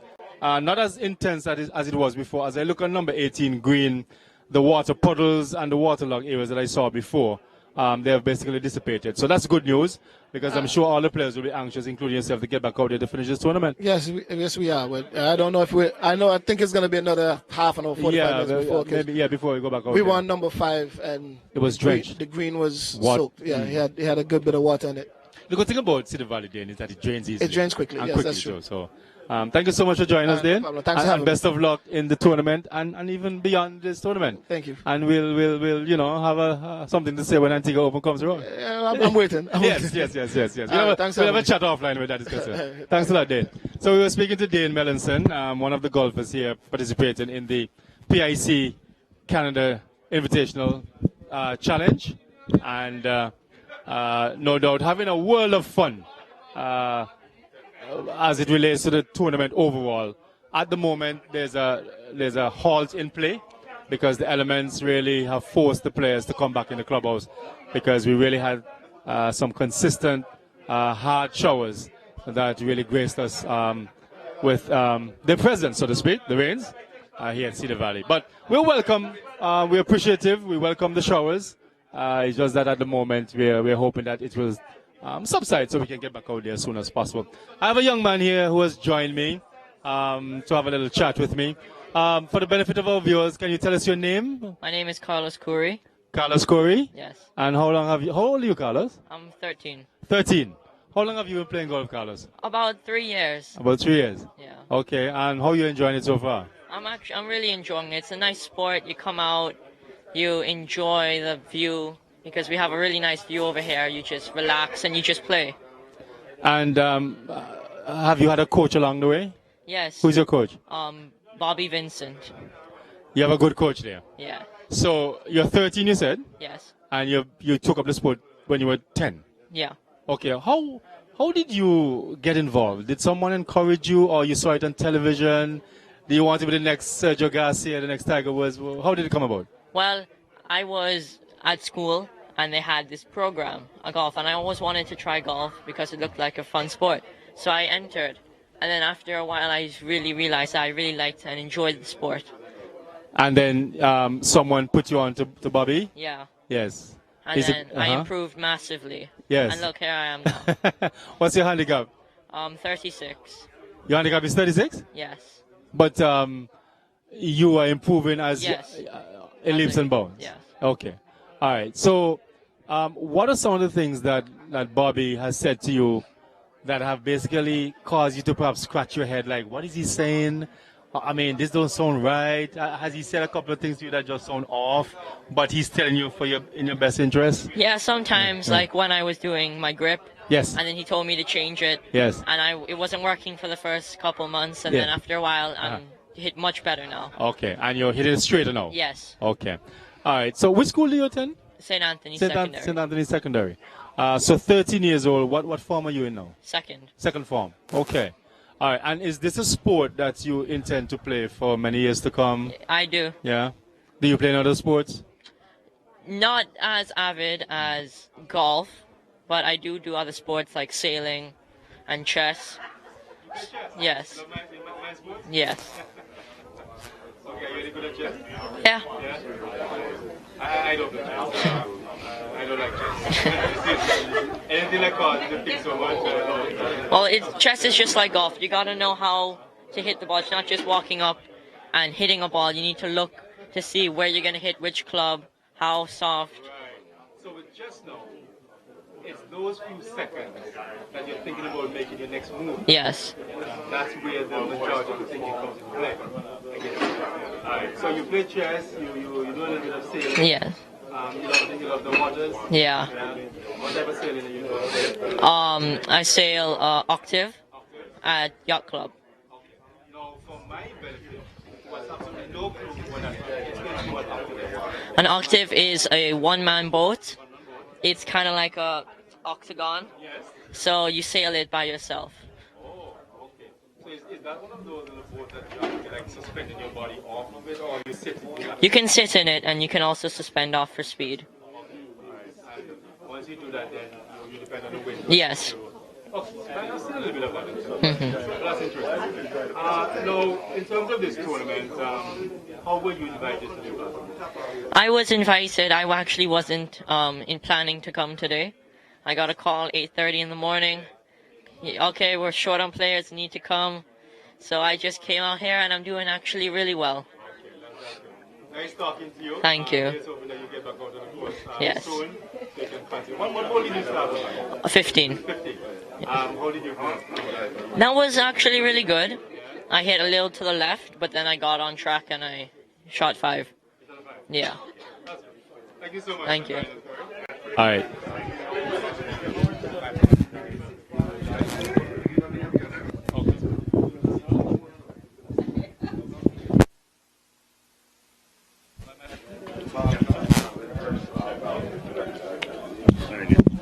Hey?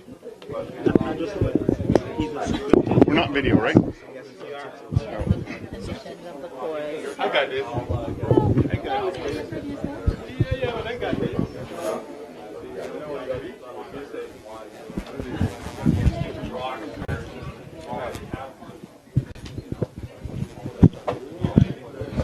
Okay, so I think my mic is back up live because of technology. Sometimes we lose a little bit of battery power, but I think we're back up and running. Now, again, there's a lull in play, so for the benefit of our viewers who may be just joining us for the first time today, we're live at the Cedar Valley Golf Club, and we're streaming live on Facebook and YouTube. For those of you who are watching us and listening to us, I'm going to give you the links again so you can share it with your family and friends. Now, on YouTube, it's youtu.be/EZ9GZROK9NK. Let me repeat that link for you. It's youtu.be/EZ9GZROK9NK. And if you're joining us on Facebook Live, it's www.facebook.com /FetTracker/videos /258 906 4401 378609 /. I'll repeat that for you. It's www.facebook.com /FetTracker /videos /258 906 4401 378609 /. So those are the two links you can tap into to be a part of the experience here at Cedar Valley Golf Club, where we're hosting the PIC Canada Challenge Invitational here at Cedar Valley. There is a lot in play at the moment because we had some showers that had forced the players off the golf course, and they're all back in the pavilion now, just waiting to resume, hopefully in a few minutes, perhaps another half an hour to 45 minutes, so we can get a conclusion to the end of this second year's running tournament. Started last year, 2019, and we're now into the second installment of the PIC Insurance Canada Invitational Chat. A gentleman has joined me to have a quick chat with us. Sir, just for the benefit of our viewers, can you tell us your name and where you're from and how you became all a part of this experience? What do you do back home in Canada? Hi, everybody. My name is Jamie Spencer. I live in London, Ontario, Canada, and I am the superintendent at the golf course Westminster Trails, where most of the Canadians that came down are members. Now, you're a superintendent. That's a big role to play, Jamie. That's a major role to play on any golf course. Now, tell us, for those of us who are not too familiar with what a superintendent does, what exactly do you do on the golf course? I look after all the maintenance of the grounds. So at my course is 140 acres. I'm not sure exactly how big Cedar Valley is in acreage, but it's not that big. It's not 100. I don't think it's 140, but anyway, go ahead. And then the staff that it takes to maintain the golf course, and then all the equipment that we use to cut the grasses. I look after that too. An average day for Jamie. What time do you start to work, Jamie? That sounds like a lot of work. Usually 4:30, 4 o'clock in the morning we start, depending what we have to get done for the day. So do you sleep at the golf course, Jamie? Feels like it sometimes. Sure does. Sure does. In terms of the commuting, how far do you live from the golf course? About 20 minutes driving. Oh, okay. That's not so bad. It's not so bad. That's not so bad at all, because it was a 2 or 3 hour drive. You really have to sleep at the golf course. Man, yes, I would. Yes, I would. Right. Now, we here at Cedar Valley, I mean, tell us your honest thoughts, your feedback in terms of the layout, the type of course. We have a lot of work to do at Cedar Valley, but all in all, your assessment of Cedar Valley. Honestly, it's a beautiful layout. What helps with this layout is that there is many up and downs. Many undulations, all sorts of undulations, all sorts of movement. You're shooting up hills, you're shooting down hills. The better courses in London area all have that look to them versus the flat, straight fairways, not very challenging. Yes, we've got dog legs here. We've got rises. Really pretty layout and tough out of bounds all over the place. Challenging golf course. Jamie, I don't know, on hole number 16 tee box, where we can see in the distance, you can see the northern part of the island. That area is called Blue Waters, Hodges Bay area. That's where the Caribbean Sea is as well, leading up to the Atlantic Ocean. When I live here, I play this course all the time, and every time I'm on the top of number 16 tee box, I take a few seconds and I take it all in, because it's just wonderful. The view is spectacular. Number 6 as well. Number 5. And number 5 is exactly number 5 as well. View. As you said, it's an extremely beautiful laid out course. But what are some of the tips and advice you can give us here at Cedar Valley? I know Eugene Silkett, being the chairman of the Cedar Valley board, I'm sure he will have a conversation with you at some point. But for the benefit of our viewers or listeners, myself, what are some of the tips that you can offer in terms of making the golf course itself, in terms of the greens, the fairways, perhaps the rough? Because as you know, there are different types of grass that are used on different type of golf courses. Mm-hmm. I mean, when I watch professional tournament at all these major golf tournaments, golf courses, Pebble Beach, Bay Hill Golf Club, and the list goes on and on. A PGA National Championship course. You have TPC Sawgrass in Florida and Point Evado Beach. You have so many golf courses, and you hear the experts talk of Puana greens and other types. I'm like, okay, so what are those? what is it that makes that determining factor as to what type of grass you use, when you use it, how you use it? Tell us a little bit about that. Right. So most golf courses want to have bent grass greens, and then there's many varieties and cultivars of bent grass. Yes. And they keep improving on them. Some are a little more disease resistant. Yes. Some are more drought resistant. Yes. So you pick the one that's more beneficial to your area. Right. If you're looking to control disease more than you're controlling drought, yes. that might be the cultivar you go with. Yes. Poa annua would be the Latin for annual bluegrass. Okay, annual bluegrass. Right. Okay. So don't be too confused about the name, but it's just a specific type of grass. It's a specific type of grass. It's a bluegrass that can live while being cut that short. Yes. So something like Pebble Beach you mentioned. Yes. They're pretty much 50-50 bent grass and Poa annua. Oh, okay. So there's a gorgeous golf course that actually has, instead of trying to get rid of that grass, considering it a weed, they've just managed it through management practices. Now, coming back closer to home here, what are some of the tips that you can really offer us here at Cedar Valley to make the conditions here better in terms of improving the golf course? So that's what I've seen. It would be introducing more grass into the greens. More grass into the greens? To get it more dense, more thick. Yes. And then we can cut it lower and get them faster. Okay, that's one tip for the greens. What about the fairways? Because we have a very specific type of, it's natural grass. I mean, there's nothing implanted. This is how it is here in Antigua. That's how it's going. Anything that we can do to the fairways? Perhaps a bit of irrigation to get them greener at all times? I don't know. Well, what is it you think we can do? I don't know. I'm just asking. I don't know. I'm not the expert here. Right. Sometimes, so it's a tricky question. Yes. So if you, we'll call it the Augusta effect. Yes, the Augusta effect. Yes. So if you want to look like Augusta, you're going to put your water out there and you fertilize all the time. You keep that dark green. Yes. But then if you started talking, the British golf courses where maybe there is no irrigation, lucky if they get some, that's playing it naturally. Right. And naturally it changes from day to day. Yes. Which is what happens here. For someone who golfs a lot, yes, you get a different experience in the dry season versus the wet season. I'll tell you this, Jimmy, just before you go, because I realize that the players are getting back on their cars to go back out. Now, you mentioned condition. As we speak, the rain is coming down again in the distance on the southeastern side. It's coming across the golf course again.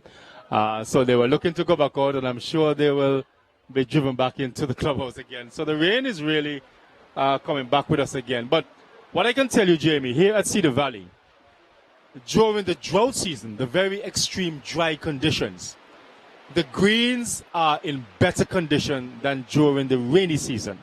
So we'll have a situation where rough, fairway, hard, dark brown, dry conditions. So you're struggling to find any type of grass to play the ball off of. Then when you get on the green, the greens are in fantastic shape. They're lush green, and as you said, you sense a little bit more denseness, so you can cut them lower a little bit faster. On the reverse now, during the wet conditions, the fairways, the rough, green, the fairways and the rough are greener. Then the greens deteriorate. I don't know what to make of it. All right, so that goes back to my earlier point on which cultivar of grass you're using. Okay. So clearly the grass we're using on the greens here at Cedar Valley likes the drought. It only needs so much water. Yes. But then when it gets too much water, the other grasses come in, and that makes it thicker, longer, bumpier. Perfectly said. And I've been asking that question for a number of years. When I'm giving an explanation, I scratch my head like, what? But how you explained it, then I can understand what exactly is going on here. Because during the drought conditions, the greens are more favorable because, as you said, it's a type of grass and they're more favorable to dry conditions. Correct. Yes, to produce that better effect. Oh, well, all that is part of the experience. I'm sure, as I said, Eugene Silkett will have a conversation with you, and perhaps you'll have a conversation with Errol Samuel, who is our local resident pro as far as taking care of the greens is concerned. He has been working here at Cedar Valley for a little while, trying to keep those greens in the best shape possible. But as with anything else in life, there are some challenges, yeah? Absolutely. But thank you so much, Jimmy, for having a chat with us. Incidentally, after the tournament is over, when do you go back to Canada? We're flying back on Wednesday. Oh, so then what will you do for the next couple of days before you go back? Tomorrow, Monday, we're thinking of trying to go out on a cat, maybe experience some snorkeling. Okay. But then Tuesday, we're going to come back and play again. On Tuesday before you... Oh, that's fantastic. Have you done a circumnavigational tour of the island? Only on the roads, not on the water. Oh, okay. I don't know how far or what format or what shape the catamaran is going to take on, but maybe you can ask a question if it's going to do a circumnavigation tour. So as opposed to just going out on a cat on one side of the island, perhaps you can do a circumnavigational tour and you experience the island from the waters. Oh, that'd Perhaps be you good. can ask That'd that be good. We'll ask for because that. we have cats that do those tours all the time. So perhaps you can ask a question about that. Super. Jamie, it's been a pleasure talking to you. Really, really enjoy having you here. Here's hoping that you continue to enjoy our shows. And as we say in Antigua, the beach is just the beginning. Perfect. Good speaking to you. Much. Thank you, Jamie. All right. So we've been speaking to Jamie, and Jamie is one of the golfers that has made his way from London, Ontario, to be a part of this experience here at Cedar Valley. The PIC Insurance Canada Invitational Tournament. We're now going to be speaking to a couple of our young female sensation. I'm going to hand the mic to Miss Sarafina Nicholas. Sarafina, please hold the mic, sit down, and don't let me scold you. Oh my God. Sarafina is very disobedient. She's a disobedient child. You know what they say about disobedient children? What? Put the What? mic to you. You know what they say about disobedient children? Tell me. They're worthy of death. Really? Yeah. So let's not do anything that would harm you today, Sarafina. But anyway, so Sarafina Nicholas started playing golf, and we have another young lady just to my right, and her name is Michelle Singh. She had the honor of taking down her father yesterday, and I'm sure that presented a little bit of a discussion in the household last evening. We'll get her thoughts on exactly what happened, how much her father doesn't like her anymore, and stuff like that. But we're going to start with Sarafina. Sarafina, we are live on Facebook, so you're a celebrity. We're live on YouTube. You're being beamed all over the world. Yes. So I hope you're not nervous. Take a deep breath. It is okay. It is okay. I'm You're, okay. you're just a drama queen. That's what you are. So, Sarafina, tell us a little bit about who Sarafina is, how long you've been playing golf, who is your coach, how much you enjoy the sport, how much do you get frustrated out on the course, how much sometimes do you want to absolutely take a club and hit your coach over his head. Tell us about it. I don't want to abuse my coach, but Sarafina is a young 17-year-old girl that loves to play golf. I've been playing golf since I was 3 years old, and then my dad used to always bring me up to the golf course and play, and then I stopped for a very long time, and I started taking it serious back in 2018, and then from then my coach, which is Marlon George, he's been coaching me for 2 years now, and I really appreciate that. And he's gotten me somewhere, and I really appreciate it. And I hope he will continue to coach me to be the best that I can be. Oh, well said. Now, I'm glad that you said you stopped playing golf for a while, then you picked it back up. What caused you to pick it back up in 2018 after there was a lull for so many years? Marlon George, my coach, convinced my dad to bring me back to the golf course, and Sabina Winston too. They used to tell my dad, send Sarafina back to the golf course, send Sarafina back to the golf course. And I'm here now. Feels good to be back. Now, when you started back in 2018, what was your handicap? My handicap was 29, What is it now? 8. Okay. So in less than 2 years, your handicap moved from 29 to 8. Now, obviously, Marlon George has something to do with that. Yeah. Yes? How often do you practice, and how do you take what he tells you and execute that? How do you put that into action in terms of the theory and then execute it while you're practicing, and especially on the golf course? How do you find, or how difficult do you find to listen to what he has to say and then execute? How do you find that? Sometimes I don't understand what he says, so I try to put it in my own words. Yes. And I practice every day. Every day? Yeah. Every day? Yeah, from Monday to Friday, I practice at 6 a.m. in the morning until around 9 o'clock. And then in the afternoons at 4 until 8. 4 until 8? Yeah. So, Sarafina, I'm not the brightest person in the world, but when you say 8 p.m.? Yes. Do you practice in the dark? Yeah, we do our swings here out on the tee box. At 8 o'clock in the night? Yeah. Wow. No, that is commitment. Now, I know that you just did your CXCs. Yeah. So you'll be finishing secondary school this year? Yeah, I'm done. Okay, you're done. What are the immediate plans for Sarafina as far as academics is concerned? I would love to go to the States for golf. Yes. To get a scholarship and further my education as a golfer. And yeah. And any thoughts of perhaps taking a little break before you move on to that next tertiary level, or as you where university is concerned, or you don't want to go straight into it? I'm gonna go straight into it. Straight into it. Yeah. Now let me ask you the $1,000,000 question. What if Sarafina cannot get a scholarship to go straight into university this year, fresh out of secondary school? What does Sarafina do? Sarafina's just gonna play golf. She's gonna do it? Play golf. All the time? Yeah, and I work. I work. Oh, you work as well? Yeah. What do you do? I'm a journalist. You're a journalist? Yeah. Where do you work? A Crusader. Where's that? Crusader Radio. Crusader? Yeah. Crusader Radio. Wow. So you have some aspirations to be a full-time journalist? Yeah. Oh, wow. I didn't know that. I learned something about you today. I thought you just go to school and play golf. No. So you've gone out and interviewed people like how I'm interviewing you now? No, I'm going to interview Sir Vivian Richards. You're going to interview Sir Vivian Richards? Yes, yes. Wow. Don't tell him. Don't tell him? Mm-mm. You're just going to just roll up on him? Yes, it's going to boom, and just him. put a mic in front of him? Yes. And you're not going to identify yourself as who you are? I am. You're just going to say, I'm Sarafina Nicholas? Yes. And I work for Crusader Radio? Yes. Okay, and I want to have a little chat with you. Yeah. And this is what we're going to talk Some about? papers and write down the information. Oh, okay. So what about the field of journalism that excites you like that? Everything.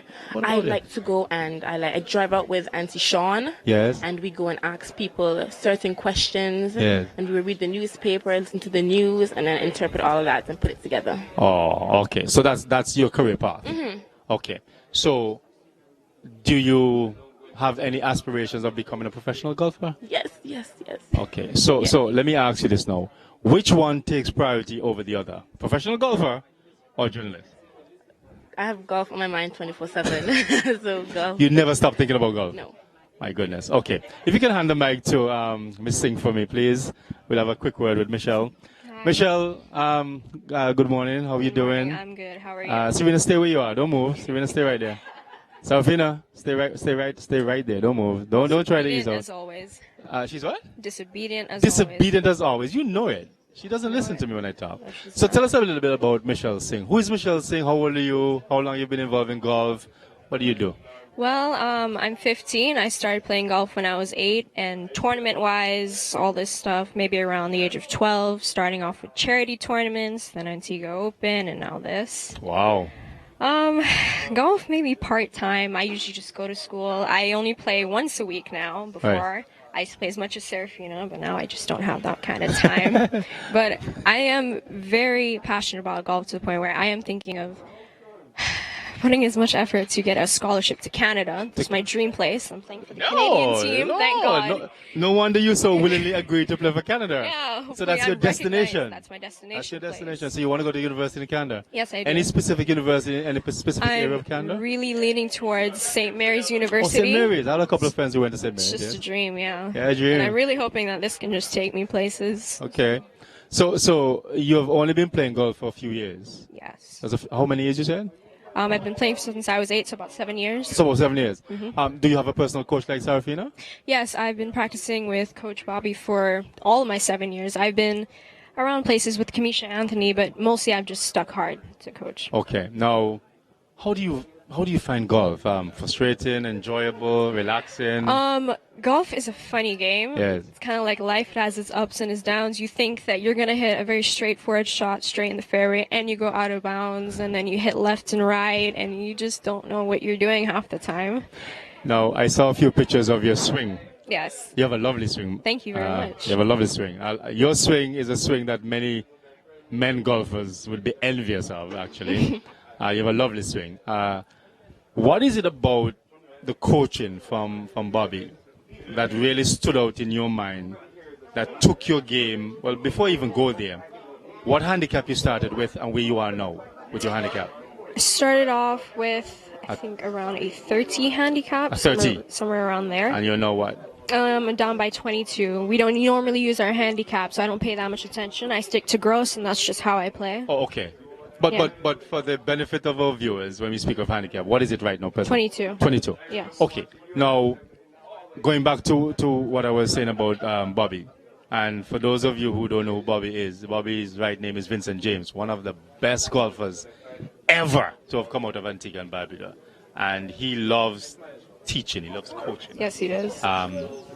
Two of his sons, Play golf. arguably our Are two the best best. golfers in Antigua. Yeah. One in the junior category and one in the men's category. So what is it that Bobby has said to you over these 7 years that resonated with you, stood with you, stayed with you, that you said to yourself, you know what, this might have been the defining factor that moved me from where I was to where I am now? What is it that stood out in your mind? What about his coaching that you like? He taught me not to be so tense or so stressful. He told me to lay down, to relax, not to be so focused on what if or what, or just what I can do for the moment, and just take it from Bring there. the heart rate down. Yes, just to make me relax. Like you don't even have a pulse. Yeah, I don't even have a plus. I just be one with the course and just do what I can do for now, and we'll take it further from there. There's no need to stress about being as good as Tiger Woods right now when I can be like him some other day. Right. Now, Sarafina mentioned that she has aspirations of becoming a professional journalist. Yeah. What is your career path? My career path, I'm still deciding. I'm only 15. Yes. I have always thought about going pro for golf. Okay. But in the back of my mind, I've always wanted to do something with chemistry. The sciences are just Sciences. what I'm in love with. Yes. Yeah. So perhaps maybe a marine biologist. Are you interested in that field? Or somewhere on A professor chemical at a university engineer, teaching yeah. science subjects, anything like that? Somewhere around there, chemist. Chemist? Oh, chemist. Working perhaps one of the labs somewhere. Yes. Yeah. Okay. Well, I love the sciences as well, but you have to be careful which area you might you gravitate to, because things in a test tube sometimes may tend to, Explode, blow up on you. You So never have know to be what happens, kind of like in golf. Yes, and sometimes most of the times our brains blow up. Our minds go all over the place. Yeah. But for now, you're only 15, so you're taking your time. I'm taking my time. And, trying to find your way. I'm trying to find my way. Okay, so we're going to say one quick word to Sarafina because her coach is beckoning to me that he needs her. Sarafina, a couple last questions before you run off, because I know you want to run off again. Now, you're 17 years old? Yes. Yes. We were talking about immediate plans for university, because you're now finished secondary school. If that doesn't work out, Sarafina is going to play a lot of golf. Yes, I am. Now, have you followed the LPGA? Yes. You follow the LPGA? Yes. Okay, so you follow the LPGA. Who is your favorite player on the LPGA? Tiger Woods. No, the LPGA. Uh-huh. Yeah, LPGA? The ladies, what's her name? What's her tour. name? Oh my gosh. Michelle Wee. Michelle Wee? Yes. Oh, okay. Michelle Wee has had her challenges over the years. Yeah. I think right now she's bordering on whether to really call it a day. But she's a good player. Yes, she is. She's a good player. The Asian players are taking over the LPGA. Yes, they are. You realize that, right? Pretty good. The Koreans, South Koreans, they're taking over the LPGA. And some of the names, you can't even pronounce them. Some of the names, you can't even pronounce them. But South Korea, the name that is trying to come to my mind now, Inzi Park, I think. Inzi Park? Yeah, her name escapes me right now, but she's one of the top players from South Korea. Mm-hmm. But anyway, so you hope one day to put Antigua and Barbuda on the map. Yes. By being the first professional golfer, not just female golfer, but the first professional golfer ever. Yeah. You have that type of aspiration? Yes. And you think you can get there? I think so. You think With you'll the get help there? of Coach Marlon, of course. Yeah. You have Q school and all these kind of things. You have to qualify but if you set your mind to it. I can do it. Yes. And the attitude is important. Yes. And you practice twice a day, all week. Yeah. 6 to 9. Yeah. 4 to 8. Yeah. Except for Saturdays. Except for Saturdays. 1:30 on Saturdays. You practice on Saturdays too? Yes, and Sundays after we finish playing. So you practice every day? Yeah. And you play the Saturday and the Sunday Cup as well? Just a Sunday. Just a Sunday Cup? Yeah.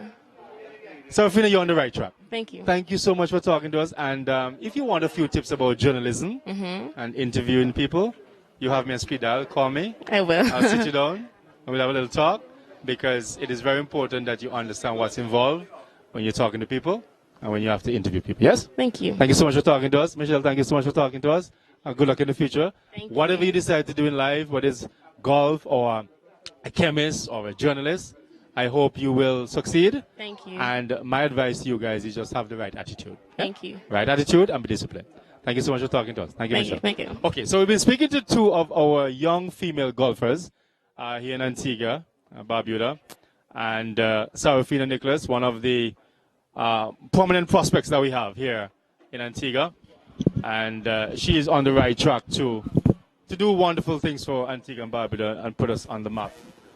Because when you're talking about putting on the map, our very own Sir Vivian Richards, who is no stranger to the world. Once you say Sir Vivian Richards, everybody knows who you're talking about. So, a very interesting discussion. When you sit down and talk to people, you learn so many different things. Kellyanne, who is back with us, and when you sit down and talk to people offline, off camera, they don't disclose a lot of things. But when you put a mic in front of their face, then you learn so many different things, so many new I things. thought it was the other way around. Some people freeze up as soon as they see a camera. Well, those two in particular. Yeah. Those two in particular. That's the first opportunity I'm getting to speak to Michelle. Yeah. But I normally speak to Sarafina. She's very disciplined, child. I like her. I love her I spirit. like I her love spirit, her yeah. spirit. She's one of those individuals that she never stops smiling. Yeah, that's good. She never stops smiling, She was a little nervous for the interview, but I think she did pretty good. Yeah. And, it's just to give them more practice, Yes. practice before the camera, on the microphone. And the thing about it is very interesting to learn that she's working for Crusader Radio. As a journalist. As a journalist. And I'm thinking, you can't be shy when you're a journalist, I know. But you see, I used to work in radio as well as a journalist. So there's a difference between being on air, as in audio, radio, than video. So there are times when I'm interviewing persons, I'm interviewing you on the phone and it's being recorded. So there's no face to face. I'm not seeing you. You could have just woken up in your pajamas and I'm not seeing you, but it's important to just capture the information and report it. So and you're right, because it's a different ball game when there's a camera staring in your face. True. Because you know that you're being seen all over the world. If you're being heard only on radio, and as you said, you can be scratching your head, you can be on the floor about to pass out, and somebody's putting a bag by your mouth so you can talk. Nobody knows. Yes. So it's a different picture, it's a different feeling. But all in all, at the end of the day, whether it's like electronic or print media, it's all about having the experience. It's all about doing the right thing to ensure they get the message across. So it's very interesting that I didn't know that. And those two young ladies, they're in the early stages of their golf career, and I would imagine, I anticipate that in the future they're going to be doing a lot of interviews. So it's important to get that, the in now.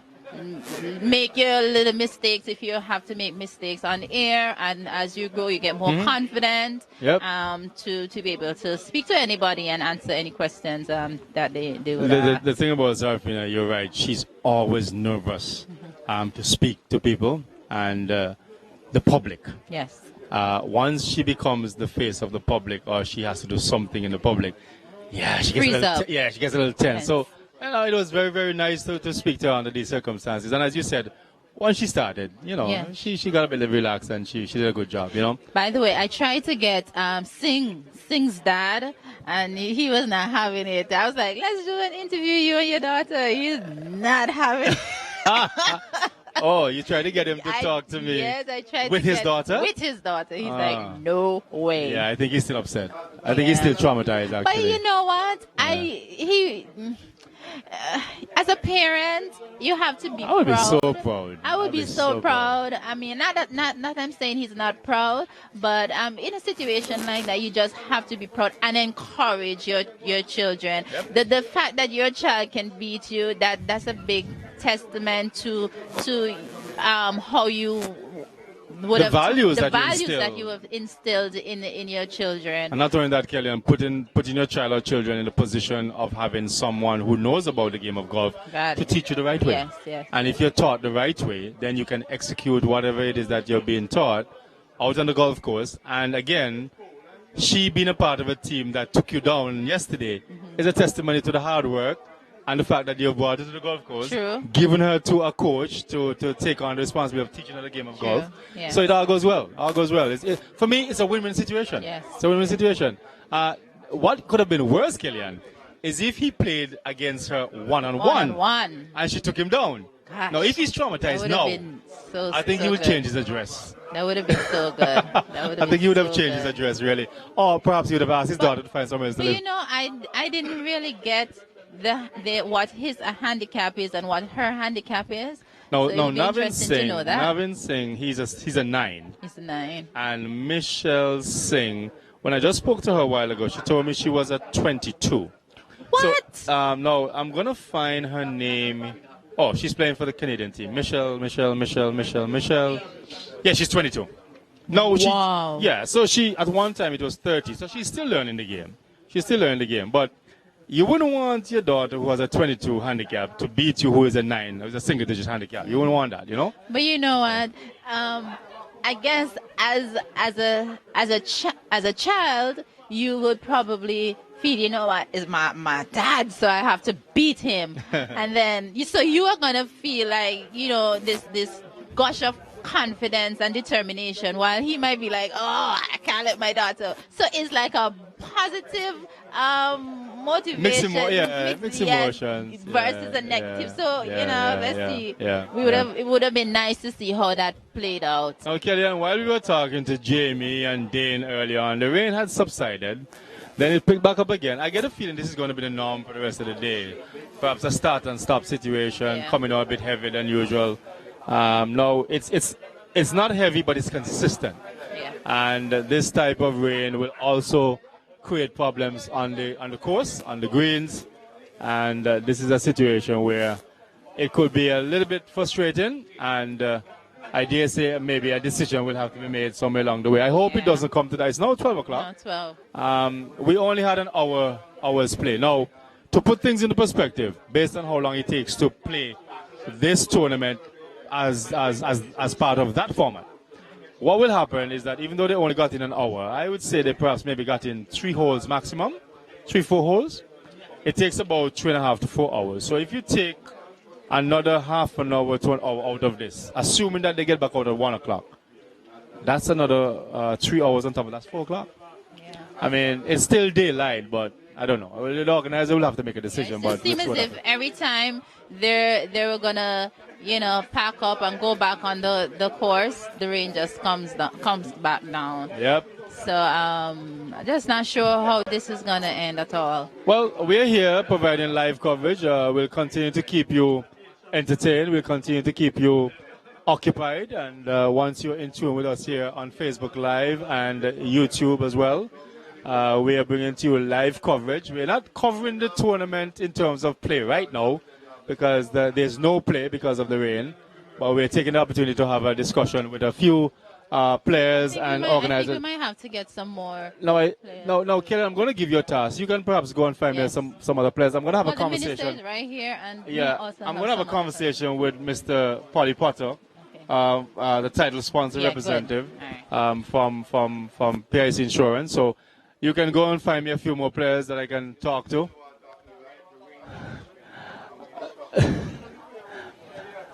I'm going to have a quick chat here with Mr. Polly Potter, chairman of the PIC Insurance company, title sponsor for this Canada Invitational Challenge, 2nd year running. PIC.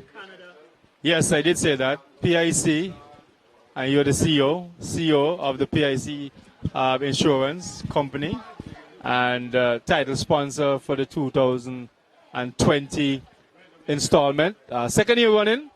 As we speak, the rain is coming on a little bit heavier. It's a little bit frustrating. We welcome the showers, but I'm sure Eugene Silkett would say that he would rather these showers come tonight.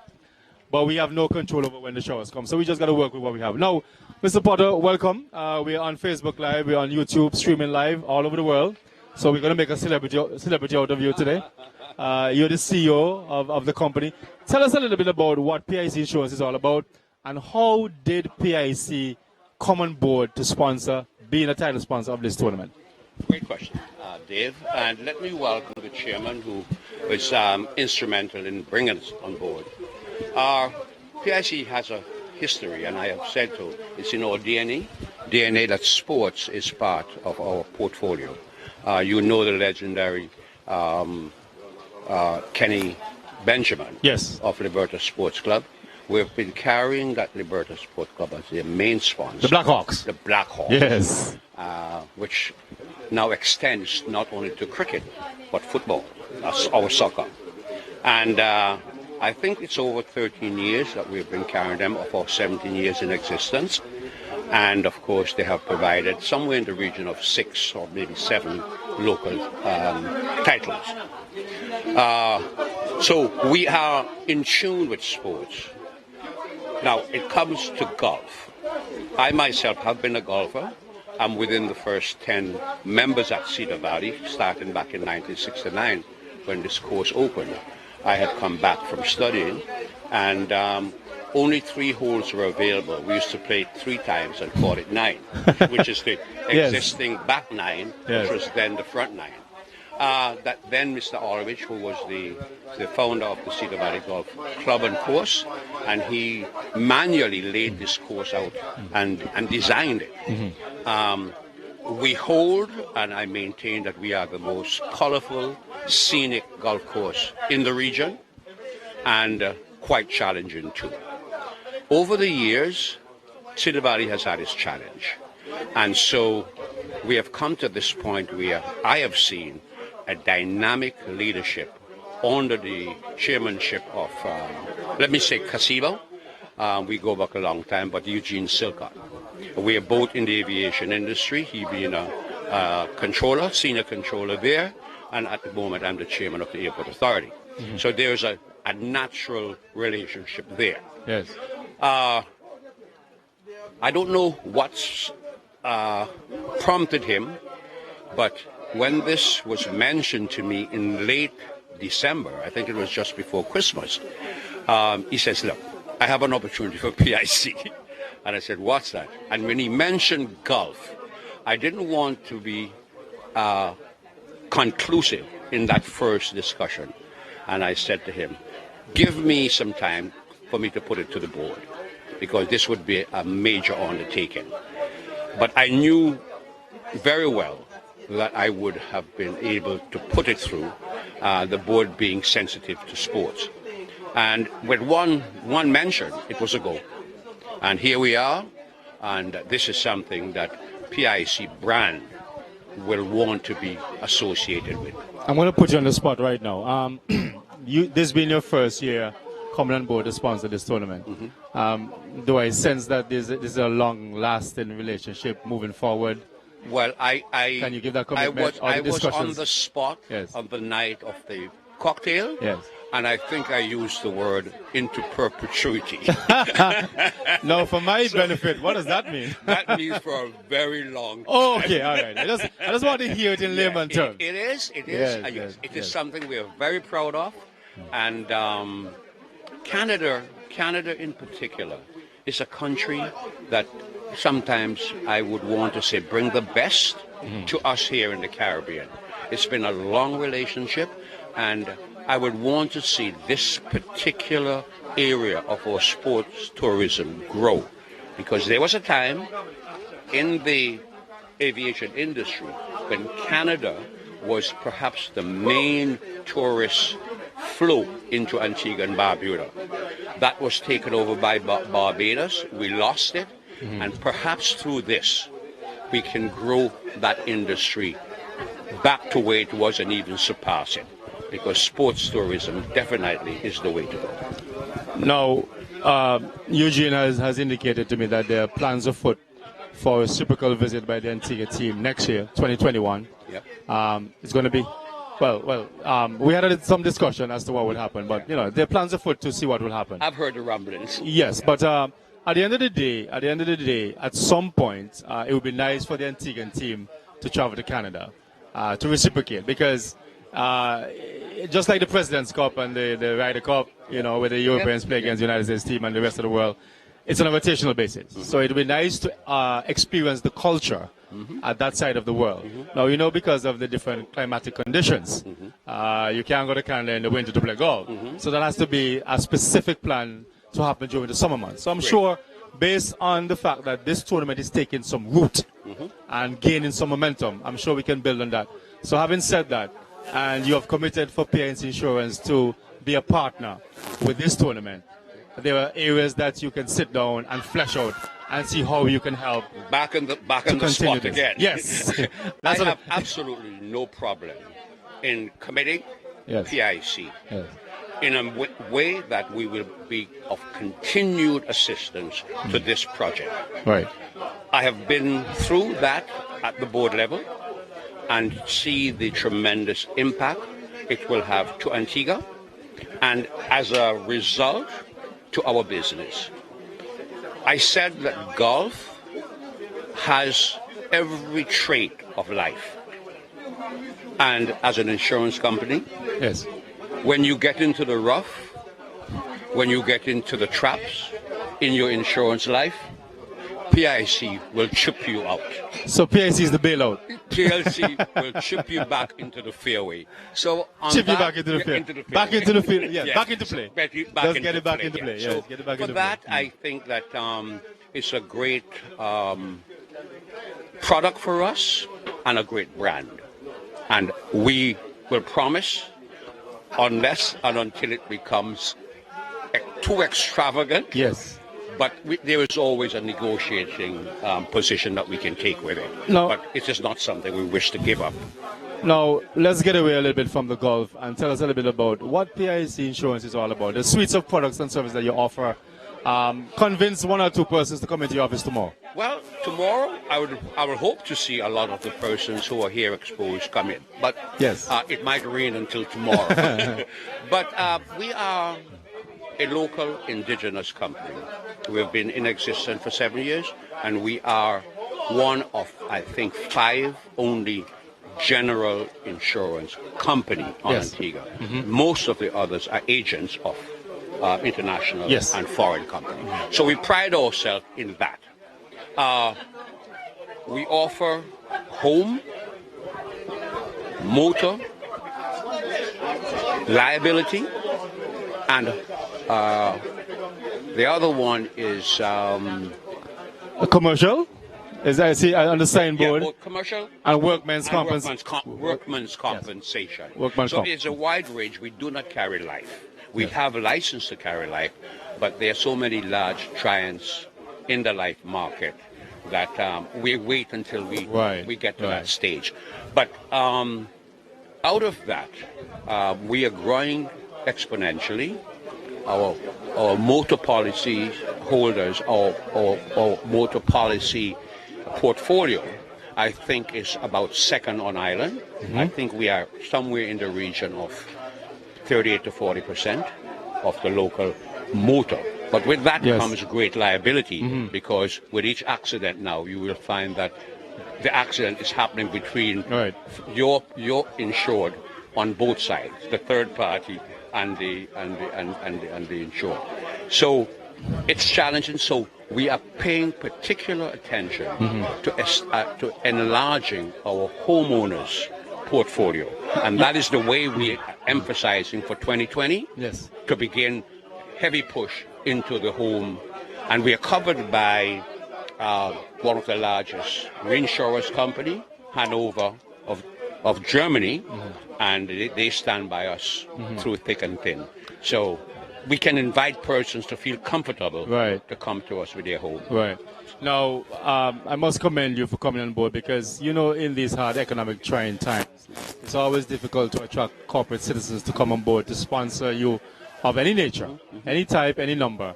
So we really appreciate the fact that you took the initiative and saw it necessary to come on board to support a tournament like this, because you hear of sports tourism, the synergy where sports and tourism are concerned so often, that it is so important, so critical to create that link, because we want tourists to come to our shores. But sometimes when tourists come to your shores, what do? We have to sell more than sun, sea, and sand. So a lot of tourists play sports. So if we have things to market, like Cedar Valley Golf Club, a highly rated international track at Yasco that is being put down now, athletes that may come for a vacation in Antigua, Barbuda, but at the same time, they want to take the opportunity to practice on a lovely internationally rated track. And it goes on and on and on. In other words, you're creating an environment and opportunities for them to come here. And not only come here, spend money, and stay here for a little while. Exactly. And you create that synergy. None other than Sir Isaac Alexander Vivian Richards has placed Antigua and Barbuda on the map. No other individual has done that. The single most. Single most. Yeah. And when you hear Sir Vivian Richards' name, who happens to be participating in this tournament, and always is so accessible, so available to continue to make his contribution and give back to the society. When you hear of his name, and when we're streaming live on Facebook and YouTube, and they hear of that name, they want to come to Antigua and Barbuda. And just to meet him. Stick a pin right there. Sir Vivian is our premier customer.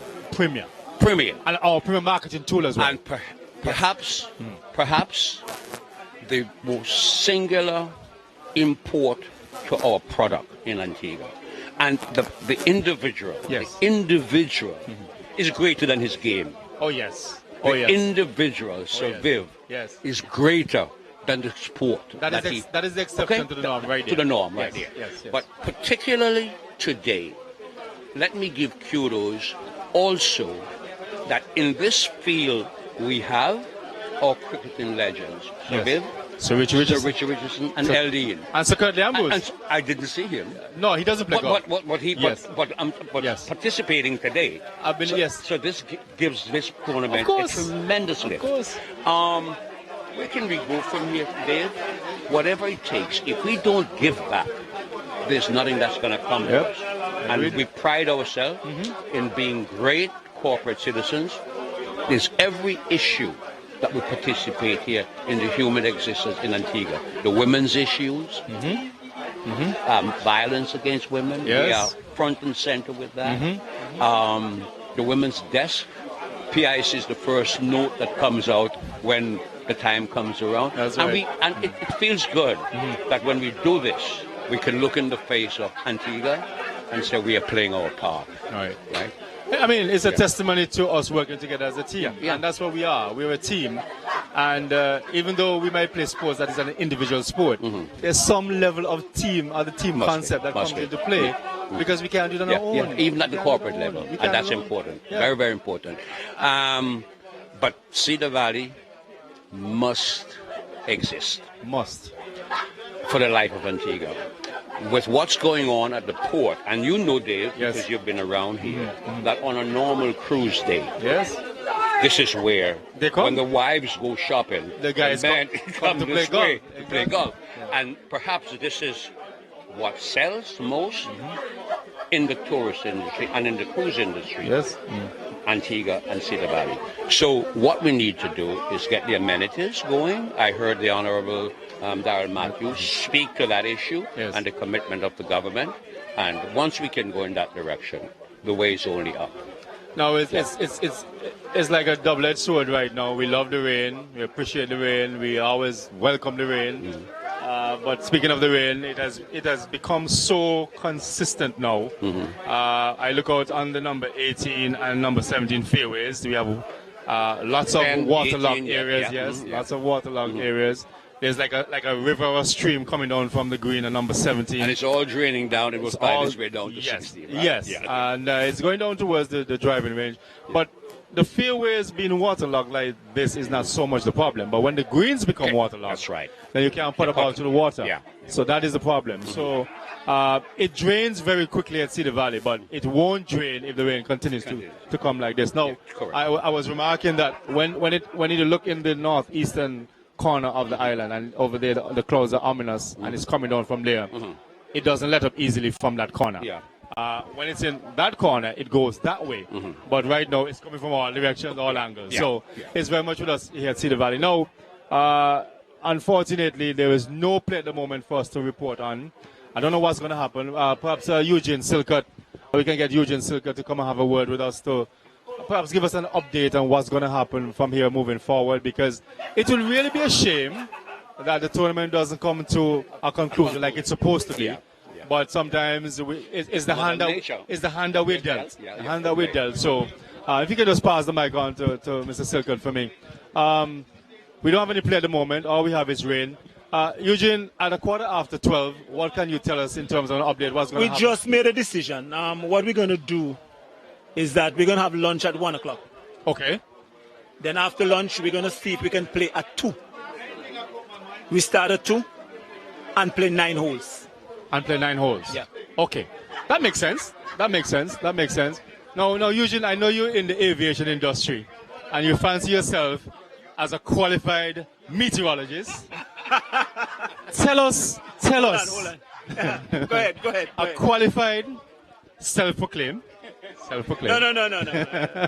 I might not be a full meteorologist, but we all did meteorology. Yes. And you have to have some level of training. Of course. Where meteorology is concerned. So tell us, based on what you were looking at in terms of the satellite imagery. So you're looking at something on your device, your smartphone, and based on what you're seeing here, do you think this will let up in about an hour and a half or 2? You see, the problem with this that it's calm. And when there's no wind. When it's calm, it's going to just come like that, and that's the situation we have. The good thing about it, the little wind that is blowing is actually pushing to the north. Okay. So we expect that this system might just probably move to the north. Okay. But it's calm. All right. So it's going to be like just this. Pounding. And it's consistent. It's very consistent. But that's a good idea. We have lunch, assess the situation, see if we can play at 2. If the conditions improve, play 9 holes. Do you know how many holes the guys got through at the start? I think one team got through, 3 holes. 3 holes, okay. So would it be But I believe, I'm thinking about restarting. Well, that's what I was just about to ask because, all the guys already conditioned for 18 holes. Yes. So we don't want nobody to say, listen, they were conditioned and they missed 1 or 2 holes. So we want them to restart. Yes. So I believe in restarting. Okay. I was just going to ask if you're going to restart. So that's a good idea. So that's an interesting update, very useful information. So what we can tell our viewers is that based on what the chairman has just said, one of the organizers of the PIC Insurance Canada Invitational here at Cedar Valley, is a situation where the rains are very much with us. We have no choice in the matter but to reassess the situation in about an hour and a half. And hopefully, if it subsides, we'll have a recommencement of play at about 2 o'clock. And the decision that has been made is to play 9 holes, restart, recalibrate, and start over, play 9 holes, and see if we can decide a winner at the end of the day. Because usually, we really don't want to decide a tournament like this. I know. And I'm sure the Canadians do not want to decide a tournament like this. Even though we're playing in the spirit of fun and camaraderie, we're competitive. And at the end of the day, somebody wants to be crowned a true winner, having played the tournament as prescribed. And so your name can be etched on that lovely trophy. So thank you so much for that, Eugene. Now, Eugene, let's switch gears a little bit. Now, we have heard from the title sponsor, Mr. Polly Potter, in terms of how PIC Insurance came on board. What are your hopes for this tournament as we move forward in terms of its growing bigger, better? For the last 2 years, we have a situation where not enough Canadians came on the plane from Canada. So we had in order to fill the numbers, there had to be a level of recruitment to get some Antiguans to play. Yes, we have a few Canadian residents living in Antigua that joined the team. What is the hope and the intention to get a plane that have all 26 players coming to Antigua to play the tournament? I'm going to tell you, you like to say my head is big. So you're thinking, so, yes. There's a lot of things going on in my head. I have a lot of vision for Cedar Valley. Yes. In terms of that, what we want to do, we want to actually go to Canada. Yes. This year.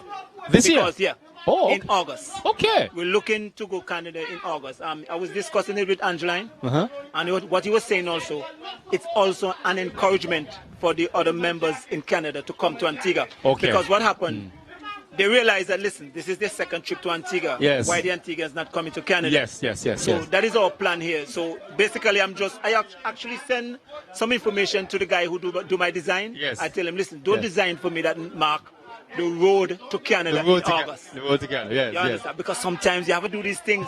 You have to capture people's eyes and promote it like that. The road to Canada. So we're planning to go in August. Even if it's just 10 people, we're actually going to do some discussion with WestJet so we can get a package. There's a lot of things that we're actually thinking about at this point in time. Right. Richardson, said, listen, we have to do it. Eldin Baptist said, Saying the same we thing. have to do it. Zorel Bartley saying, we have to do it. So, And these are enablers of the product. These are people who Exactly. can make decisions and help you influence change. Yes. I mean, what we're doing here in terms of the streaming, basically, I mean, we can't pay for this. No. This is advertisement at its best. Exactly. You can't, pay for this. Can't pay for this. Because, I mean, the whole world. I mean, Singh told me somebody checks him from out of Fiji. Fiji. Yeah. Wow. Watching this. Too. Wow. Wow. You understand? So this is also about promoting Antigua and promoting Cedar Valley and so forth. Yes. You know what the ideas have in my head, Mr. Chairman, PIC? All right, Chairman Abba, CEO. I'm talking PIC. CEOs and chairmen, and I get confused. You know, one of the vision I'm looking at, I don't start it as yet, but I mentioned it to the board. I want to have like a golf fair. What this is going to be, I would discuss it with the Hotel Association. And I would ask them to get all the hotels involved. That is for next year during the season. And if you can get, when you promote your hotel, promote that, listen, there's going to be a golf fair. On the calendar next year, maybe April. And we want to have at least 40, 60 tourists coming here. And we have one day playing against Antigua. So that's the other thing I'm planning at this point in time for Cedar Valley. It's all promoting sports and sports tourism for Antigua. Now, you and I had a talk yesterday when the plan was to look at summer 2021 for the team to go. What changed overnight for it now to be summer 20? Richie said, no, we can't do that. Can't wait so long. We can't do that. It's too long. Richie was the one that said, listen, we can't do that. The guys didn't came here 2 years. Yes. Why we have to wait until 2021? And Angeline said to me, listen, guys, even if you get 5 or 6, because I believe that At he's least been to pressured. start it. Yeah. I believe he's been pressured in Canada. Listen, why we coming here twice and the guys are not coming? Yes, So, yes. So we had to make that decision. And then if it's a situation where you only get a few players from Antigua that do not constitute a team, they will do the same thing. They'll do the same thing. They'll do the same thing. But So at we have least, Canadians in Canada that play golf also. so at least. I mean, Antiguans in Canada yes, play yes. golf. My bad. But at least it's a start. It's a Exactly. start because last year we had a few Canadians that came down. This year we have a few first timers that came down. So it means that they went back, spread the word, convinced a few additional persons to be on board to come and be a part of this experience. So that for me is a win. So I mean, this thing is going to blossom. yes. I mean, it's going to, me, I believe it's going to get bigger and bigger. And basically what we start here with the streaming and so forth, a lot more folks is going to come because, hey, they want to see themselves on YouTube and Facebook and things like that, you know? Now, the thing about it is that if we can turn our attention to the concept of the President's Cup, where the United States team plays against the rest of the world, is there any notion or thought process that you're talking about growing it? Instead of doing it country by country, Hold on. maybe now incorporating the I'm going to tell British, you now. No, hold the on. North Americans. As We're part going to of it. start in the region. Okay.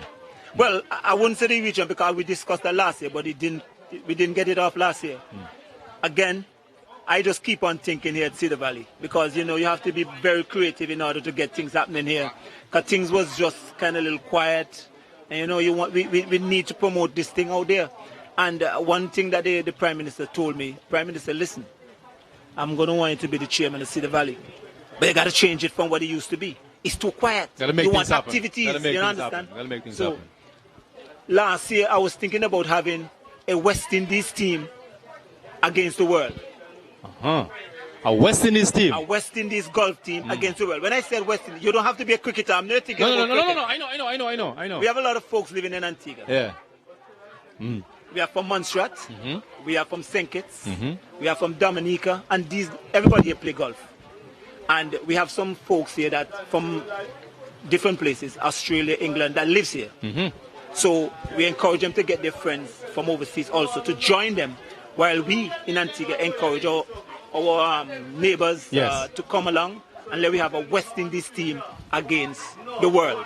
That's And it could easily be comprised of not just different nationalities that presently live in Antigua, but you branch out from Antigua to neighboring islands, like a Brian Lara, a Gordon Green, a Desmond Haynes who play golf, because I was a Jeffrey Dujon, all these guys, Ian Bishop, they all play golf. Say, listen, I'm going to talk to Zorro because Zorro and Brian Lara and so forth are good friends. So that's the avenue. That's how I'm thinking. Yes. That's how I'm thinking. Yes. And it can happen. Yes. Because I think so. listen, I can tell you, Mr. Potter, that there's the team from Barbados. They saw it on Facebook. They want to be here in August. You mean since we were streaming yesterday? No. Oh. I mean before. Oh, okay. Since advertising on Facebook. Okay. They want to have a tournament with us here in Antigua. The gentleman is going to come here in March to discuss it with the board. I think I can't remember the name of the golf club. I had it from out of England. Interested also. And Kuma was telling me the Jamaicans said, listen, set a date because we want to come and have this tournament. So I guess we created a buzz here. It's gaining momentum. The interest is there, and that's why we're bored. Because if you don't know about something, you just don't know, right? Exactly. But if you provide an environment to educate and sensitize and inform, then the discussion changes. So it is what we're doing here is not just for the benefit of the core of Cedar Valley. We're thinking bigger than that. But that's a good perspective there. Good perspective. As we speak, the rain continues to come. Just to update our viewers once again, there's been a halt in play. Today was all about match play, mano a mano, player against player. Overnight, it was 7-6 in favor of Antigua and Barbuda, very close. So it was all to play for today. Unfortunately, the rain came down and has put a halt to play. But as Mr. Silkett said, they're going to have lunch and assess the situation at about 1:30, 1:45, see if they can go back out at 2 o'clock. And if it's possible, then the intention is to play 9, recalibrate, start from scratch, and play 9 holes to determine a winner and to see whose name will go on that trophy at the end of the day. Anybody else, any other moving parts, Mr. Silker, that you would like to mention? I would like to also mention sponsors, Cool and Smooth. I mean, he's always ready to help. I mean, he was even here the other day assisting me with something. I mean, he was here? Yeah. Paradiso Water, they actually give you the water. I mean, Paradiso Water. Yes, Paradiso Water. We have Fed Tracker, as you can see, you're using their platform here also on Facebook. We have the Yes Management Company. That's the folks that are doing the PR, because that is important also. Go around, interview the folks, you know. We have the In Restaurant. I think somebody else. And Paul Sidolski. Paul Sidolski. He contributed also. Yeah, but he's not 100%. He was in the hospital, so he said that he needed a little, in Canada. I think he just came back Thursday. But he's always there. Yeah, anything for Cedar Valley, you can call on Paul Sidolski. He always. And that's important. That's important. You got to give back. And we can't pay for a Richie Richardson, an Eldin Baptist, and a Sir Vivian Richards affiliation with any tournament. And so much so this one. They are busy people. Richie Richardson is an ICC match referee, so he travels a lot. It's very good that he was on island while this tournament was taking place. And once he's here, he's going to play. Eldin Baptist, he loves golf. He's going to be here. And the great man himself, once he's here as well, he's going to play. I mean, that's what I'm saying, but he travels as well. So once he's here, he's going to play. So that type of association and affiliation you can't really pay for, but it all goes well for that type of involvement and that type of buy-in, because they can help us promote a tournament like this, promote Cedar Valley on a whole. Interestingly, Eugene, I was speaking to Jamie, the superintendent at the same Westminster. Yes, Westminster course. And he was giving us some tips as to how we can improve the conditions of the golf course as far as the greens are concerned, the fairways are concerned. And one thing that resonated with me when he said, you have to use the natural grass that is presented to you and use the technology that's available to use what you have, as opposed to trying to plant what you don't have, because the conditions may not be favorable to that type of environment, and put that together. So that is interesting, and I'm sure that what Mr. Jones is trying to do here now. I'm sure that you can have a chat with him and perhaps ask Errol to maybe speak to him we as well. discussed that already. I Yes. mean, a few days ago. I want him to have a discussion with our supervisor also, so he can Right. share some knowledge, Right. just to improve Cedar Valley. Yes. And bringing the likes of Errol Samuel as well. Yeah. Yeah. Yeah. The other thing that I want to mention, and I believe you probably heard it or saw it in the newspaper, or probably hear it on the news, is the development that the government is planning in terms of building a hotel between hole number 1 and hole number 9. Tell us about that, Eugene. What are the plans for that? Basically, we're looking local investors.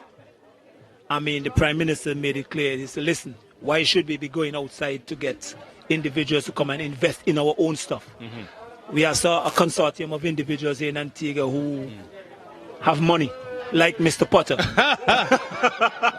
Mr. Potter, you and I will have to speak after we come out And here. if we can get them involved to come together and build a nice 50-room right between hole number 1 and hole number 9, I can aesthetically pleasing. Yeah. I can tell you that. I can tell you something that can happen. What can happen with that? These tournaments that we're planning, you leave the plane, you come to the hotel. And you come out to your leave room from hotel, and come right on the straight golf to course. the golf course. And that's the forward-thinking vision that we have for Cedar Valley. Package. And it can happen. And knowing the Prime Minister, I know he's going to put himself out there to get it. And the Minister of Sports, you know, he's into golf now, so he's very excited. You know what he said to me a while ago? What? I told him, listen, look at the condition, rain is coming. He said, golf, he not stopping. The minister said, no, this game must finish. He said the game must finish. He got the bug. Yes, and the thing about it, as Eugene said, it's a bug that bites you. Yeah. And it's an awful bug. When that bug bites you, there's no turning back. There's no antidote and there's no cure. No. Once that bug bites you, there is absolutely no solution to it. So yeah, I mean, I'm loving what I'm seeing out there. The weather. It looks like it's clearing up a little bit. Some of the clouds are breaking, Kasiba, Yeah, you can see that. on that side there. So You can ask the captain. He go through them clouds all the time. There's no wind. yes, Then the next operative thing is that the clouds lift. And Lift. they're lifted, you can see Yeah. the break. They tear away and it lifts, and then we're going to have something. so the conditions should improve. Should improve. Okay, that's great news, and we have two persons here that are very much a part of the aviation industry. They study these things, these phenomena all the time. Have to provide captains, pilots with this type of information. Yeah. But it's good to see. Yeah, it's good to see that the weather is improving, and we may be able to get some play and complete the 9 holes as prescribed. And the good thing about Cedar Valley, it drains quickly. It drains quickly. The water that has is basically on hole number 18 here. That has gathered there. It will dissipate. It will dissipate, and if you notice, the water that comes off of the fairway at number 17, it comes through the trees, through number 18, and it goes over to the range. So the undulation allows it to go to take that route, take that part. So. Guys, I want to thank you a lot for coming and sharing some knowledge in terms of what's happening. I must, before you Yes, Eugene. I must say again, thanks to PIC Yes. Insurance Company. Yes. I mean, when I called Polly about it, no, I sent him an email and I called him and said, did you get the email? He said, no, I didn't get no email. But I look at it. So you followed up? He got the email. Yes. And he called me. Well, you know, sometimes you have to be positive. When he called me, I said, you called me to tell me not, you can't afford it, right? And he said to me, okay, I'll call you back. Yes. So at least there was hope. You know, there was and then hope he called after back that. and tell me, Yes, listen, we yes. have to discuss this. And I mean, even when we did our contract and so, I mean, Polly's just on par with everything. You want everything do this way, and you know. And I'm trying my utmost best. I said, listen, I'm planning also, and I want to make it public that we got to advertise different holes. Most likely the tourists would come here, and your restaurants. So we can use restaurants and anybody who want to advertise at Cedar Valley, car rentals, we actually locate a hole for each one of them to put the sign and advertise their product. Also, We have the carts. If you notice that what happened with the taxi drivers at the airport, sometimes you see the flow sign at the side of them. Yep. We plan to do that also Same on the concept. carts. And I say, listen, I'm going to start with PIC. I mean, the PIC was very generous. So that's why we have the PIC right there. This hole belongs to PIC, hole number 10.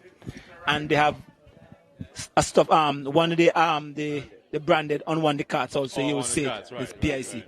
So we are asking individuals out there who want to advertise. You can come to Cedar Valley. You can speak to the manager, and you can get a cart or you can actually get a hole. But the price I can't give you at this point in time. Right. Come and make a discussion. Come and have a conversation. Yes. Talk to the authorities and see how we can strike a deal that will be beneficial to both parties. It looks good. It's really lifted. The sun is trying to peak. So I think that rain has actually stopped. Only it's draining from the canopy. There's a slight drizzle still. There's a slight drizzle, but it is much better than it was before, because if I look in the eastern side there, before there I couldn't see any hills. It was very white in that direction. So it is subsiding. Yeah, it is subsiding. And we really hope that we can get those 9 holes in, because I don't think that we want to sit down around the table and have a discussion and ponder what could have been, might have been, should have been. You know, we want to say that is what happened. Not possibly it could have gone this way and gone that way. So we're really hoping that we can get to the tournament. So guys, I want to thank you so much. Eugene, I want to thank you for coming and having a chat with us. Mr. Potter, thank you so much from the PIC Insurance perspective for coming on board to support a tournament like this. It's a good initiative. We're hoping that others will come on board to support as well, because it's not just one tournament. It's not just one type of tournament. There are many things happening in Cedar Valley all the time, so there are a lot of moving parts. And as I was remarking to you earlier on, it is very difficult to attract corporate citizens to come on board. I operate in another field where I know it for sure, and it always presents a very difficult discussion to have somebody come on board, not just in kind, but in cash, because cash can go a long way as well. You know, so thank you so much for coming on board. Eugene, continue to do a wonderful job here at Cedar Valley, and continue to push and promote and use the resources that you have available to you. As we continue, before we have a possible recommencement of play, I'll continue to talk to some of the individuals, bring some of the Canadians over, have a chat with them, see what they're about, and see how their experience has been so far, and see what they're going to do, because Jamie told me that they're here until Wednesday. Now they're going on a catamaran cruise tomorrow, and before they leave Wednesday, guess what they're going to do on Tuesday? Right back here. Right back here to play another round of golf. So they want to leave a lasting impression. They came here to play golf. They came here to play golf, not just to play in this tournament. They came here to enjoy the experience at Cedar Valley. And for all those who had the opportunity to take a picture with the Sir Vivian Richards, the Sir Richard Richardson, it's priceless. It's priceless. It doesn't matter what happened on the golf course. You pose and send a picture back with Sir Vivian Richards. You're on top of the world. You're top of the world. You came to Antigua and you saw Sir Vivian Richards. Sir Vivian Richards is our Michael Jordan. He's our Tiger Woods. All right? And you can't pay for that. He's ours, and we got to embrace him, appreciate him, and thank him. And thank him, because as Eugene was saying, you can't pay for this, and you can't pay for him. Yeah. And you can't pay for him, and you can't pay him. You know? So, thanks, guys, for coming, having a chat with us, and we'll no doubt, continue the conversation and see what happens, and hopefully we'll have some play. As we can see on our camera, that's a picturesque view of the range, number 18, and in the distance you see number 13 as well. So that is what Cedar Valley is all about. Very scenic. Jamie was saying that he has been to many golf courses. That's a guy from Canada, the superintendent at the golf course that Kasiba spoke about. And he said that this is one of the best laid out course anywhere. And he has been around. So we can't pay for that. You see, we just have to love what we have. Exactly. Well, you're doing a great job today. Thank you so much. And speaking of can't paying for something, I can't pay for this. He can't pay for this either. I can't pay for this either. He cannot pay for this. He cannot pay for this at all. I gotta help him out. I gotta help him out. Disappear. Yeah. But that's another story. I'll deal with him. And I'm hoping he's watching.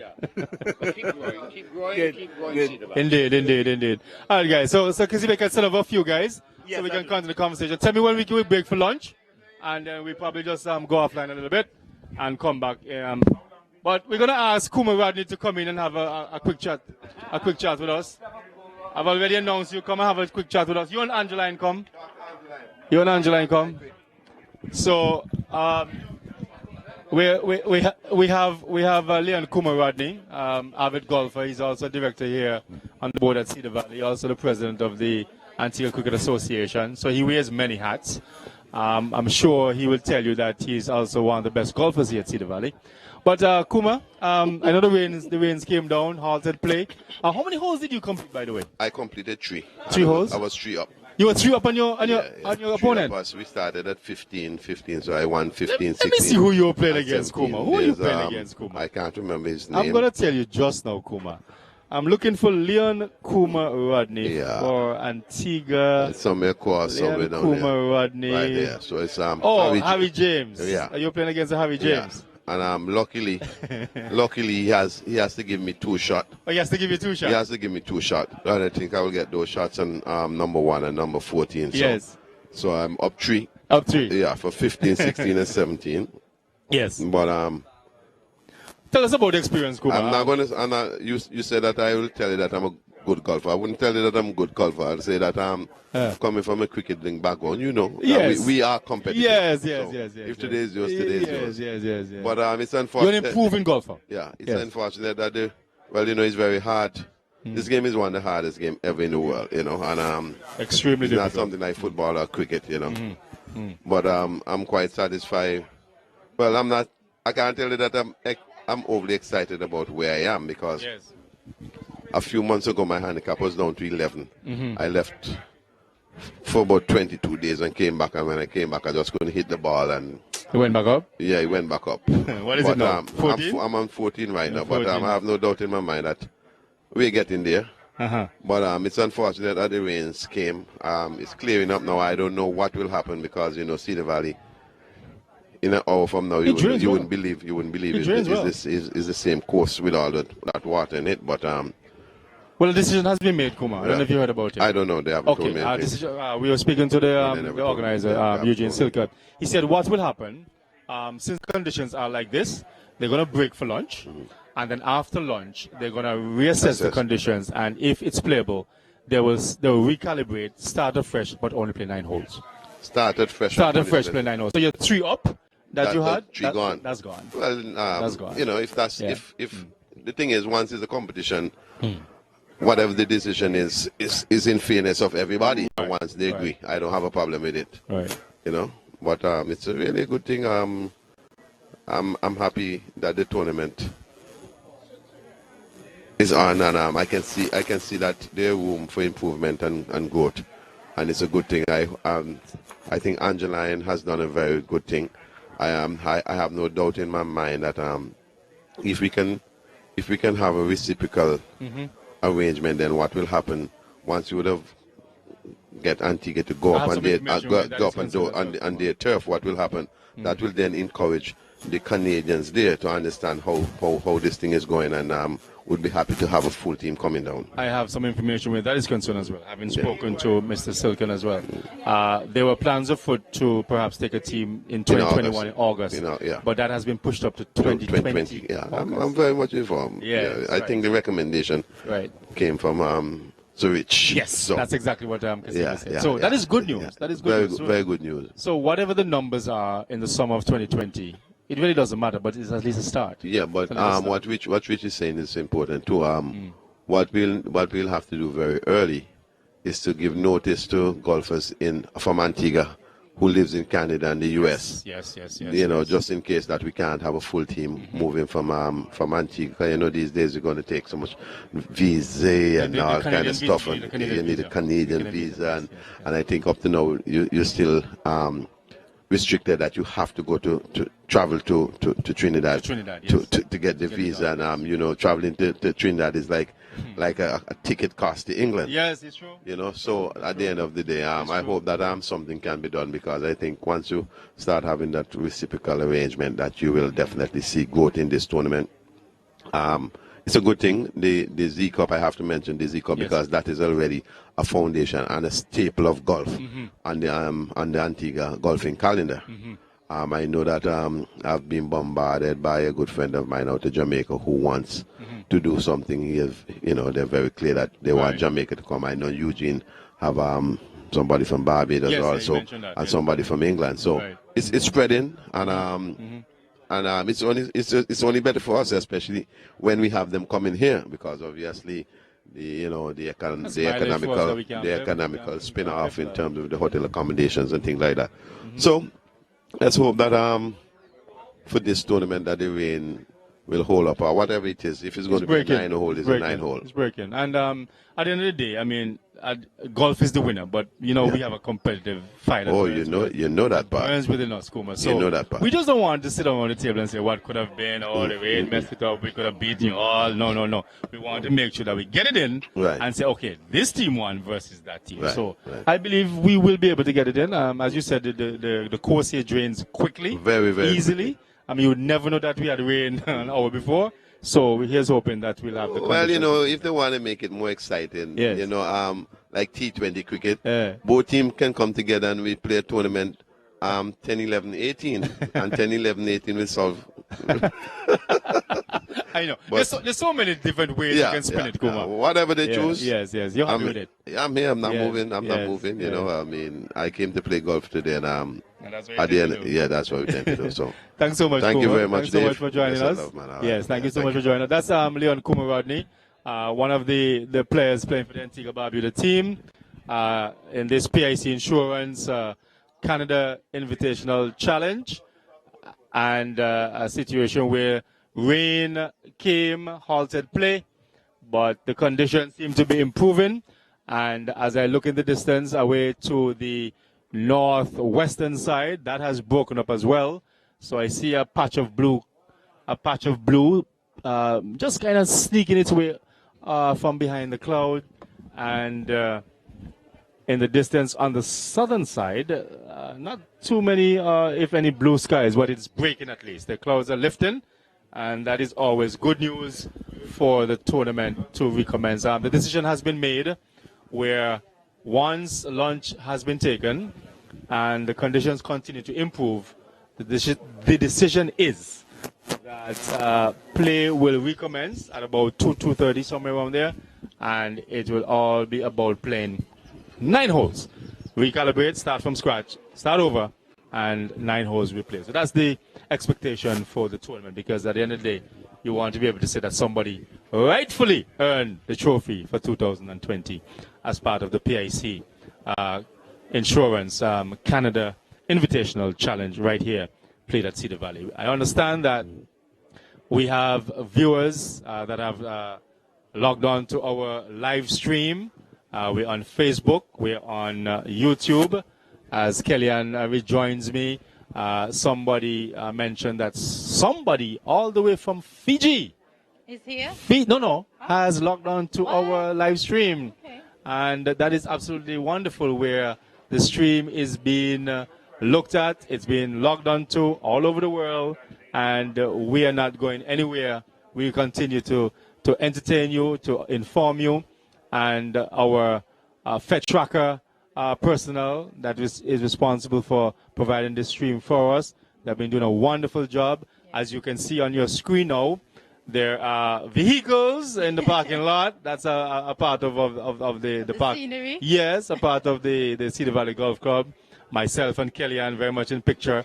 And we are perched nicely under a tent. So we have been, we are well sheltered, and we were kept dry. So we don't have that moisture to compete with as the golfers encountered out on the course. The rain is starting again. See some more drizzles, and that once blue has gone again. I believe that will be the nature of the day for the rest of the afternoon. But the thing about it, if the conditions improve whereby the water drains, play can recommence. That can be done in 2 hours. Yeah. See, listen to me. I'll tell you this. If the rain stops completely now for the next hour, you will not know, other than other areas you see where some water has gathered. Okay. When you look out on the coast, you will see no puddles. None. Okay. It drains so quickly, so easily, and it will all dissipate. I was just speaking to Harry James, and he is playing against Kuma, right? Yes, he's playing against Kuma. And he is like, I don't like to play in the rain. I don't like when the course is this wet. It just messes with my brain. I can't deal with it. I can't deal with it. And he actually said they ended up playing 3 holes. 3 holes. And he was But- down 3. Yeah, but he was like, I really should have stopped and after the first hole because, the conditions were not Yes. conducive for me personally. Yes. That's him speaking Yes. to play. But I mean, he said, I didn't want to disappoint my team. I'm representing my team, and with that in my mind, I reluctantly continued. But he's not happy with where he's at right now. No, being 3 down after 3 holes is not a place you want to be. But for his comfort, if we have a recommencement of play, those 3 holes, they disappear. I don't think his game is going to improve. Well, you never know. based I mean, he on- has an opportunity because he doesn't have in his mind that I'm 3 down. We're starting from scratch again. So it's a thought Yeah, process. I mean, it Where's on just your mind? depends on the individual and That's him behind there? Yes, and them being able to reset their Yes. thinking Yes. because even though yes, you know that this is not the situation now, I'm starting over, but sometimes you still have some lingering thoughts in the back of your mind. And he also, well, as I said, he doesn't like this type of condition. Right. So I mean, I don't know if it's going to improve, if his game is going to improve, or if it's going to tank even further. Well, we'll see what happens. At the end of the day, you have to adapt. You have to adapt to different conditions. And this is the game of golf because it's not always about sunny, bright, perfect conditions. This is golf. And there are times when the wind is blowing. And believe me, Kellyanne, when it's blowing hard, that's a different problem altogether because the ball goes all kind of places we don't want it to go. It becomes extremely difficult. But I prefer to play in the wind than to play in wet, soggy conditions because your grip is affected. Sometimes you hit a ball and your hands fall off the grip and the club spins in your hand and all kind of things go haywire. So it's important that we get the best possible conditions to play. But I think what we're going to do, if I can speak to my producer, I think we're going to take a break. Yeah. We're going to take a break, get a bit of sustenance, recharge the batteries, test the palate a little bit. I'm sure the wonderful meal that Mr. Silkert has provided for us, we can sit down and partake of it and have some drinks as well. I'm not seeing the person who's supposed to be stuck in the I believe he's probably eating. So, but we'll continue to talk until we yeah, see them. But we'll probably take a little break and we come back after we have lunch and yes, see what the state of play will but be. you know what, Dave? Golf is a perfect metaphor for life, or an individual traversing life, because it's not just the physical; it has to do with a lot of mental. Yes, and if you can yes. keep that in check, I think you'll perform well. No, I used to play volleyball. Yes, I used to do track, football, volleyball. That's some athletic ability, Kellyanne. See how I look? So Yeah, I see. I used to do volleyball, and I always think that volleyball is a perfect metaphor for teamwork. Yeah. Because you can, I mean, it's not against so much your opponents, but how well you work together as a team in volleyball. And as I take that thinking into golf, Yes. it has a lot to do with, as an individual, how you think, how you pull back your emotions, how you put all your emotions into a shot. I mean, it's pretty much about life. If you hit a ball and it wasn't good, you have to cut that out, calm down, Yes. and Refocus. Yes. and hit it again. Yes. Because what's the objective? The objective is a process, and We it's call a that, Kellyanne? long way. It's about having convenient amnesia. Okay. So what that is really is you forget what just happened. Yeah, And if you don't have do that, to. and let me tell you something, but having said that, it's easier said than done. True. Because trust me, I've been there many times. I've messed up a hole. It's weighing on your mind. You say to yourself, Dave, stop thinking about that. Stop Yes. thinking about that. It's gone. You can't do Yep. anything about it. Focus on the next shot, the next hole. But guess what? You're still thinking about it, Yes. and it's still in the back of your head, and it affects the next shot, and the next hole, and the next hole, and if you know it, So, you're I mean, mental disaster. And I mean, which is why Lorena, who is my partner, well, I mean, we have two separate businesses. Yes. But we complement each other. She's a clinical psychologist, and she's into sports psychology. So, I mean, it was important to have her here to mingle with the players, talk to them about their game. A few of them, yesterday was good. They need a coach. They need a some coach? hugs. They need some fuzzies. You know, they need some gentle approach. A lollipop. Yes. Like how you give a child at the dentist. Yes, yes. Don't you find that ironic that the dentist gives a child a lolly, which is sweet, at a dentist? I just had to throw that in. That always has me thinking. You go to the dentist sometimes, maybe for a cavity, and the dentist gives you a lollipop as a child. Why not give you some water? What? Carrots? Some water, a celery stick. No. Carrot, I don't know. No, not children. I mean, I guess it's everything in moderation. Because a little sweet is not bad.